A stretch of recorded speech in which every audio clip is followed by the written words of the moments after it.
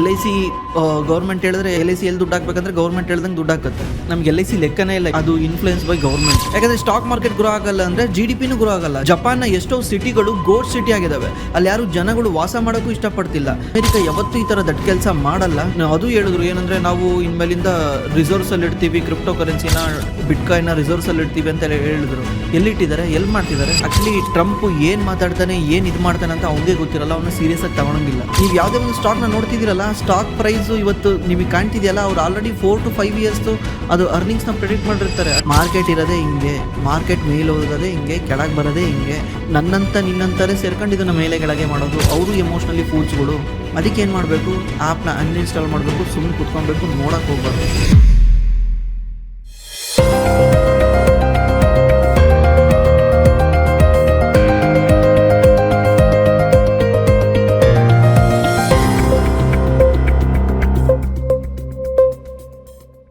ಗುರು, ನಿನ್ನ ಮಾತು ಜಪಾನ್ಗೆ ಅನ್ವಯಿಸುತ್ತಾ? ಹಾಗಾದ್ರೆ 40 ವರ್ಷದಿಂದ ಜಪಾನ್ ಷೇರು ಮಾರುಕಟ್ಟೆಯ ಬೆಳವಣಿಗೆ ಎಷ್ಟು? ನೀವು ಲಾಸ್ಟ್ ವಿಡಿಯೋದಲ್ಲಿ ಹೇಳಿದ್ದನ್ನ ಹೇಳಿರ್ತೀರಾ ಅನ್ಸುತ್ತೆ. ಯಾರೋ ಒಬ್ರು ಕೇಳಿದ್ರು ಲಾಸ್ಟ್ ವಿಡಿಯೋದಲ್ಲಿ, ಸ್ಟಾಕ್ ಮಾರ್ಕೆಟ್ ಏನಾದ್ರು 10 years ಮೇಲೆ ಹೋಗ್ಲಿಲ್ಲದ್ರೆ ಏನ್ ಮಾಡ್ಬೇಕು ಬ್ರೋ ಅಂತ. ಅದಕ್ಕೆ ನಾನು ಹೇಳಿದ್ದೆ, ಸ್ಟಾಕ್ ಮಾರ್ಕೆಟ್ ಏನಾದ್ರು 10 years ಮೇಲೆ ಹೋಗ್ಲಿಲ್ಲದ್ರೆ ಸ್ಟಾಕ್ ಮಾರ್ಕೆಟ್ ಮಾತ್ರ ಅಲ್ಲ, ನಿಮ್ಮ ರಿಯಲ್ ಎಸ್ಟೇಟ್ ಮೇಲೆ ಹೋಗಲ್ಲ, ನಿಮ್ಮ ಎಕಾನಮಿ ಮೇಲೆ ಹೋಗಲ್ಲ, ನಿಮ್ಮ ಕಂಟ್ರಿಯ GDP ಮೇಲೆ ಹೋಗಲ್ಲ, ಎಂಟರ್ ಎಕಾನಮಿನೇ ಅಲ್ಲೇ ಉಳ್ಕೊಳುತ್ತೆ ಅಂತ ಹೇಳಿದ್ದೆ. ಅದಕ್ಕೇನೆ ಇವರು ಜಪಾನ್ ಎಕ್ಸಾಂಪಲ್ ತಗೊಂಡು ಹೇಳ್ತಿದ್ದಾರೆ. ಜಪಾನು ಲಾಸ್ಟ್ 30 years ಇಂದನೂ ಸ್ಟಾಕ್ ಮಾರ್ಕೆಟ್ ಯಾವುದೇ ರೀತಿ ರಿಟರ್ನ್ ಕೊಟ್ಟಿಲ್ಲ. ಜಪಾನ್ ಅಲ್ಲಿ 30 years ಹೈ ಇದ್ದಿದೆ ಸ್ಟಾಕ್ ಮಾರ್ಕೆಟ್, ಕೆಳಗೆ ಬಂದಿತ್ತು, ಇವಾಗ ರಿಕವರ್ ಆಗಿದೆ. ಅದನ್ನ ಇವರು ಕೇಳ್ತಾ ಇದ್ದಾರೆ. ಆಕ್ಚುಲಿ ನೀವೊಂದು ಅರ್ಥ ಮಾಡ್ಕೊಬೇಕು, ನೀವು ಜಪಾನ್ ನೋಡ್ಬೇಕು. ಜಪಾನ್ ಸ್ಟಾಕ್ ಮಾರ್ಕೆಟ್ ಅಷ್ಟೇ ಅಲ್ಲ, ಜಪಾನ್ದು GDPನೇ ಗ್ರೋ ಆಗಿಲ್ಲ ಲಾಸ್ಟ್ 40 ವರ್ಷದಿಂದ. ಯಾಕಂದ್ರೆ ಸ್ಟಾಕ್ ಮಾರ್ಕೆಟ್ ಗ್ರೋ ಆಗಲ್ಲ ಅಂದ್ರೆ GDPನೂ ಗ್ರೋ ಆಗಲ್ಲ. ಜಪಾನ್ ರಿಯಲ್ ಎಸ್ಟೇಟ್ ಏನ್ ಗತಿ ಆಗಿದೆ ಅಂತ ನೋಡಿದಿರಲ್ವಾ? ಜಪಾನ್ನ ಎಷ್ಟೋ ಸಿಟಿಗಳು ಗೋಡ್ ಸಿಟಿ ಆಗಿದಾವೆ, ಅಲ್ಲಿ ಯಾರು ಜನಗಳು ವಾಸ ಮಾಡೋಕ್ಕೂ ಇಷ್ಟಪಡ್ತಿಲ್ಲ. 40,000 50,000ಕ್ಕೆಲ್ಲ ಸೆಲ್ ಮಾಡ್ತಿದ್ದಾರೆ ಮನೆಗಳನ್ನ ಇಂಡಿಯನ್ ರುಪೀಸ್ಗೆ. ಯಾಕಂದ್ರೆ ಅಲ್ಲಿ ಅವ್ರಿಗೆ ಬೇಕೇ ಆಗಿಲ್ಲ ಅದು. ಇವಾಗ ನೀವ್ ಹೇಳಿ, ಸ್ಟಾಕ್ ಮಾರ್ಕೆಟ್ ಗ್ರೋ ಆಗ್ಲಿಲ್ಲದ್ರೆ ರಿಯಲ್ ಎಸ್ಟೇಟ್ ಕೂಡ ಗ್ರೋ ಆಗಿಲ್ಲ. ಆಮೇಲೆ ಜಪಾನ್ದು ನೀವು ಬ್ಯಾಂಕಲ್ಲಿ ಏನಾದ್ರು ದುಡ್ಡು ಇಡ್ತೀರಾ ಅಂದ್ರೆ ಜಪಾನ್ದು 0.5% ಇದೆ ಇಂಟ್ರೆಸ್ಟ್ ರೇಟ್. ಇವಾಗ ರೀಸೆಂಟ್ಲಿ ಚೇಂಜ್ ಆಗಿದೆ, ಅಂದ್ರೆ ಒಂದು ವರ್ಷದಿಂದ ಚೇಂಜ್ ಆಗಿದೆ. ಅದಕ್ಕಿಂತ ಮುಂಚೆ 0.5% ಇತ್ತು. ನೀವೇನಾದ್ರೂ ಬ್ಯಾಂಕಲ್ಲಿ 1 ಲಕ್ಷ ರೂಪಾಯಿ ಇಡ್ತೀರಾ ಅಂದ್ರೆ ವರ್ಷ ಬ್ಯಾಂಕು ನಿಮ್ಮ ಅಕೌಂಟ್ ನಿಂದ 500 ರೂಪಾಯಿ ಡಿಡಕ್ಟ್ ಮಾಡ್ತಾ ಇತ್ತು. ಇಂಟ್ರೆಸ್ಟ್ ಕೊಡೋದಿರ್ಲಿ, ಡಿಡಕ್ಟ್ ಮಾಡ್ತಾ ಇತ್ತು. ಜಪಾನ್ GDP ನ ಲಾಸ್ಟ್ 30 years ಅಂತಾನೆ ಚೆಕ್ ಮಾಡಿ, ನಿಮಗೆ ತೋರಿಸುತ್ತೆ ನೋಡಿ ಚಾರ್ಟ್. ಇದು ಮೇಲೇನೂ ಇಲ್ಲ, ಕೆಳಗೂ ಇಲ್ಲ, ಮೇಲೆ ಇಲ್ಲ. ಇವಾಗ ಡೌನ್ ಆಗ್ತಾ ಬರ್ತಾ ಇದೆ. 1993 ನಲ್ಲಿ ಜಪಾನ್ GDP $4.53 trillion ಇತ್ತು. ಇವಾಗ ಅದು $4.2 trillion ಆಗಿದೆ. ಅಂದ್ರೆ 30 ವರ್ಷದಿಂದ ಜಪಾನ್ GDP ಗ್ರೋನೇ ಆಗಿಲ್ಲ. ನೀವು ಪರ್ ಕ್ಯಾಪಿಟಾ ಇನ್ಕಮ್ ತೆಗೆದು ನೋಡಿ. ಪರ್ ಕ್ಯಾಪಿಟಾ ಇನ್ಕಮ್ ಜಪಾನ್ದು 1993 ನಲ್ಲಿ $36,000 ಇತ್ತು, ಇವಾಗ $33,000 ಆಗಿದೆ. ಅಂದರೆ 1993 ನಲ್ಲಿ ಜಪಾನ್ನ ಒಬ್ಬ ಆವರೇಜ್ ವ್ಯಕ್ತಿ ಜಾಸ್ತಿ ದುಡಿತಿದ್ದ, ಇವಾಗ ಕಂಪೇರ್ ಮಾಡಿದ್ರೆ. ಇದು ನೀವು ನಂಬ್ತೀರಾ? 1992ರಲ್ಲಿ ನಮ್ಮ ತಂದೆಯ ಮಂತ್ಲಿ ಸ್ಯಾಲ್ರಿ 500 ರೂಪಾಯಿ ಇತ್ತು, ಇವಾಗಲೂ ಅಷ್ಟೇ ಇದೆ ಅಂದರೆ ನೀವು ನಂಬ್ತೀರಾ? ನಂಬಕ್ಕೆ ಆಗಲ್ಲಲ್ಲ. ಜಪಾನಲ್ಲಿ ಅದು ನಿಜ ಆಗಿದೆ. ಯಾಕಂದ್ರೆ ಜಪಾನ್ ಸ್ಟಾಕ್ ಮಾರ್ಕೆಟ್ ಮೇಲೆ ಹೋಗಿಲ್ಲ, ಜಪಾನ್ ಸ್ಟಾಕ್ ಮಾರ್ಕೆಟ್ ರಿಟರ್ನ್ ಕೊಟ್ಟಿಲ್ಲ. ಇದೇ ರೀಸನ್ ಇಂದ. ಅದಕ್ಕೇನೆ ಸ್ಟಾಕ್ ಮಾರ್ಕೆಟ್ ಮೇಲೆ ಹೋಗ್ಲಿಲ್ಲದ್ರೆ ಏನ್ ಮಾಡಬೇಕು, ಕೆಳಗೆ ಬಂದ್ರೆ ಏನ್ ಮಾಡಬೇಕು ಅಂತ ತಲೆನೇ ಕೆಡಿಸ್ಕೊಂಬೇಡಿ. ಸ್ಟಾಕ್ ಮಾರ್ಕೆಟ್ ಕೆಳಗೆ ಬಂದ್ರೆ ನೀವು ಎಲ್ಲಿ ದುಡ್ಡು ಹಾಕಿರ್ತೀರಲ್ಲ ಅದೆಲ್ಲೂ ಗ್ರೋ ಆಗಲ್ಲ. ಸ್ಟಾಕ್ ಮಾರ್ಕೆಟ್ ಮೇಲೆ ಹೋಗ್ಲೇಬೇಕು ದೇಶ ಮೇಲೆ ಹೋಗ್ಬೇಕಂದ್ರೆ. ಯಾಕಂದ್ರೆ ಸ್ಟಾಕ್ ಮಾರ್ಕೆಟ್ ಅಲ್ಲಿ ಬಿಸ್ನೆಸ್ ಇದಾವೆ. ಬಿಸ್ನೆಸ್ಗಳಿಗೆ ವ್ಯವಹಾರ ಆದ್ರೇನೆ ದೇಶದ GDP ಮೇಲೆ ಹೋಗೋದು. ಬಿಸ್ನೆಸ್ಗಳು ಏನ್ ಮಾಡ್ತವೆ, ಎಂಪ್ಲಾಯ್ಮೆಂಟ್ ಕೊಡ್ತವೆ, ಟ್ಯಾಕ್ಸ್ ಕಟ್ತಾರೆ. ಬಿಸ್ನೆಸ್ ದುಡಿದ್ರೆ ತಾನೇ ಅವರು ಕಾರ್ಪೊರೇಟ್ ಟ್ಯಾಕ್ಸ್ ಕಟ್ತಾರೆ, GST ಕಟ್ತಾರೆ, ಮತ್ತೆ ನಿಮಗೆ ದುಡ್ಡು ಕೊಡ್ತಾರಲ್ಲ, ಸ್ಯಾಲ್ರಿ ಕೊಡ್ತಾರಲ್ಲ, ಅದರಿಂದ ನೀವೇನ್ ಮಾಡ್ತೀರಾ, ಇನ್ಕಮ್ ಟ್ಯಾಕ್ಸ್ ಕಟ್ತೀರಾ. ಗೌರ್ಮೆಂಟ್ ರೆವಿನ್ಯೂ ಡಿಪೆಂಡ್ ಆಗಿರೋದೇ ಸ್ಟಾಕ್ ಮಾರ್ಕೆಟ್ ಕಂಪ್ನಿಗಳ ಮೇಲೆ. ಸ್ಟಾಕ್ ಮಾರ್ಕೆಟ್ ಇದ್ರೇನೆ ಎಕಾನಮಿ ಇದ್ರೇನೆ ಸ್ಟಾಕ್ ಮಾರ್ಕೆಟ್. ಅದಕ್ಕೆ ನೀವೇನಾದ್ರು ಸ್ಟಾಕ್ ಮಾರ್ಕೆಟ್ ಅಲ್ಲಿ ಇನ್ವೆಸ್ಟ್ ಮಾಡಿದ್ರೆ ಎದುರ್ಕೊಂಬೇಡಿ, ತಲೆ ಕೆಡಿಸ್ಕೊಂಬೇಡಿ, ಲಾಂಗ್ ಟರ್ಮ್ ಥಿಂಕ್ ಮಾಡಿ. 6 ತಿಂಗಳು 1 ವರ್ಷ ಮಾರ್ಕೆಟ್ ಮೇಲೆ ಕೆಳಗೆ ಹೋಗೋದಕ್ಕೆಲ್ಲ ತಲೆ ಕೆಡಿಸ್ಕೊಂಬೇಡಿ. 5 ವರ್ಷ 10 ವರ್ಷ ಈ ತರ ಥಿಂಕ್ ಮಾಡಿ ಸ್ಟಾಕ್ ಮಾರ್ಕೆಟ್ ಅಲ್ಲಿ ಆರಾಮ್ಸೆ ದುಡ್ಡು ಮಾಡಬಹುದು. ನಿಮ್ಗೆ ಏನಾದ್ರು ಸ್ಟಾಕ್ ಮಾರ್ಕೆಟ್ ಅಲ್ಲಿ ಇನ್ವೆಸ್ಟ್ ಮಾಡೋ ಗೈಡೆನ್ಸ್ ಬೇಕಿದ್ರೆ ನಮ್ಮ ಡಿಸ್ಕ್ರಿಪ್ಷನ್ ಅಲ್ಲಿ ಗೂಗಲ್ ಫಾರ್ಮ್ ಇದೆ. ಆ ಗೂಗಲ್ ಫಾರ್ಮ್ ಅಲ್ಲಿ ನಿಮ್ಮ ಡೀಟೇಲ್ ನ ಎಂಟ್ರಿ ಮಾಡಿದ್ರೆ ನಮ್ಮ ಟೀಮ್ ಕಡೆಯಿಂದ ನಿಮಗೆ ಕಾಲ್ ಮಾಡಿ ಹೆಲ್ಪ್ ಮಾಡ್ತಾರೆ. ಸರ್, ಟ್ರಂಪ್ ಮತ್ತೆ ಇನ್ನೂ ಅನೇಕ ಅಮೆರಿಕನ್ಸ್ ಕ್ರಿಪ್ಟೋ ಕರೆನ್ಸಿಗೆ ಎನ್ಕರೇಜ್ ಮಾಡ್ತಾ ಇದ್ದಾರೆ. ಕ್ರಿಪ್ಟೋ ಕರೆನ್ಸಿ ಫ್ಯೂಚರ್ ಅಲ್ಲಿ ಎಲ್ಲಾ ಕಡೆ ಬಳಕೆ ಆದರೆ ಡಾಲರ್ ಮೇಲೆ ಪರಿಣಾಮ ಬೀಳಲ್ವಾ? ಡಾಲರ್ ಕಂಟ್ರೋಲ್ ತಪ್ಪಿದರೆ ಅಮೆರಿಕ ಮೇಲೆ ಪರಿಣಾಮ ಬೀರುತ್ತದೆ. ಆದರೂ ಅಮೆರಿಕ ಕ್ರಿಪ್ಟೋ ಕರೆನ್ಸಿನ ಅಷ್ಟು ಎಂಕರೇಜ್ ಮಾಡ್ತಾ ಇದೆ. ಬ್ರೋ, ಇದನ್ನ ನೀವು ಒನ್ ಸೈಡ್ ತರ ನೋಡ್ತಾ ಇದ್ದೀರಾ. ಆಕ್ಚುಲಿ ಟ್ರಂಪ್ ಏನ್ ಮಾತಾಡ್ತಾನೆ, ಏನ್ ಇದು ಮಾಡ್ತಾನೆ ಅಂತ ಅವ್ನಿಗೆ ಗೊತ್ತಿರಲ್ಲ, ಅವನ್ನ ಸೀರಿಯಸ್ ಆಗಿ ತಗೊಳಂಗಿಲ್ಲ. ಆಮೇಲೆ ಅಮೆರಿಕ ಯಾವಾಗ್ಲೂ ಇನೋವೇಷನ್ಗೆ ಸಪೋರ್ಟ್ ಮಾಡುತ್ತೆ. ಈ ಕ್ರಿಪ್ಟೋ ಕರೆನ್ಸಿ ಅನ್ನೋದು ಒಂದು ಇನೋವೇಷನ್, ಅದು ಬ್ಲಾಕ್ ಚೈನ್ ಟೆಕ್ನಾಲಜಿ, ಇದಕ್ಕೆ ಸಪೋರ್ಟ್ ಮಾಡುತ್ತೆ. ಅದು ಸ್ಟಾಪ್ ಮಾಡಲ್ಲ, ಅಂದ್ರೆ ತೆಗೆದು ಬ್ಯಾನ್ ಮಾಡ್ಬಿಡೋದು, ಅದನ್ನ ಸ್ಟಾಪ್ ಮಾಡೋದು, ಈ ತರ ಎಲ್ಲ ಮಾಡಲ್ಲ. ಅದಕ್ಕೆ ಅಲ್ಲಿ ಎಲ್ಲರೂ ಕ್ರಿಪ್ಟೋ ಕರೆನ್ಸಿ ಬಗ್ಗೆ ಮಾತಾಡ್ತಿದ್ದಾರೆ. ಬಟ್ ಅಮೆರಿಕನ್ ಒಳಗಡೆ ನೀವು ಲೆಕ್ಕ ನೋಡಿದ್ರೆ ಕ್ರಿಪ್ಟೋ ಕರೆನ್ಸಿ ಏನಾದ್ರು ಡಾಲರ್ನ ರಿಪ್ಲೇಸ್ ಮಾಡಿದ್ರೆ ಫಸ್ಟ್ ಮುಳುಗೋದು ಅಮೆರಿಕಾನೇ. ಯಾಕಂದ್ರೆ ಅಮೆರಿಕ ನಿಂತಿರೋದೇ ಡಾಲರ್ ಮೇಲೆ.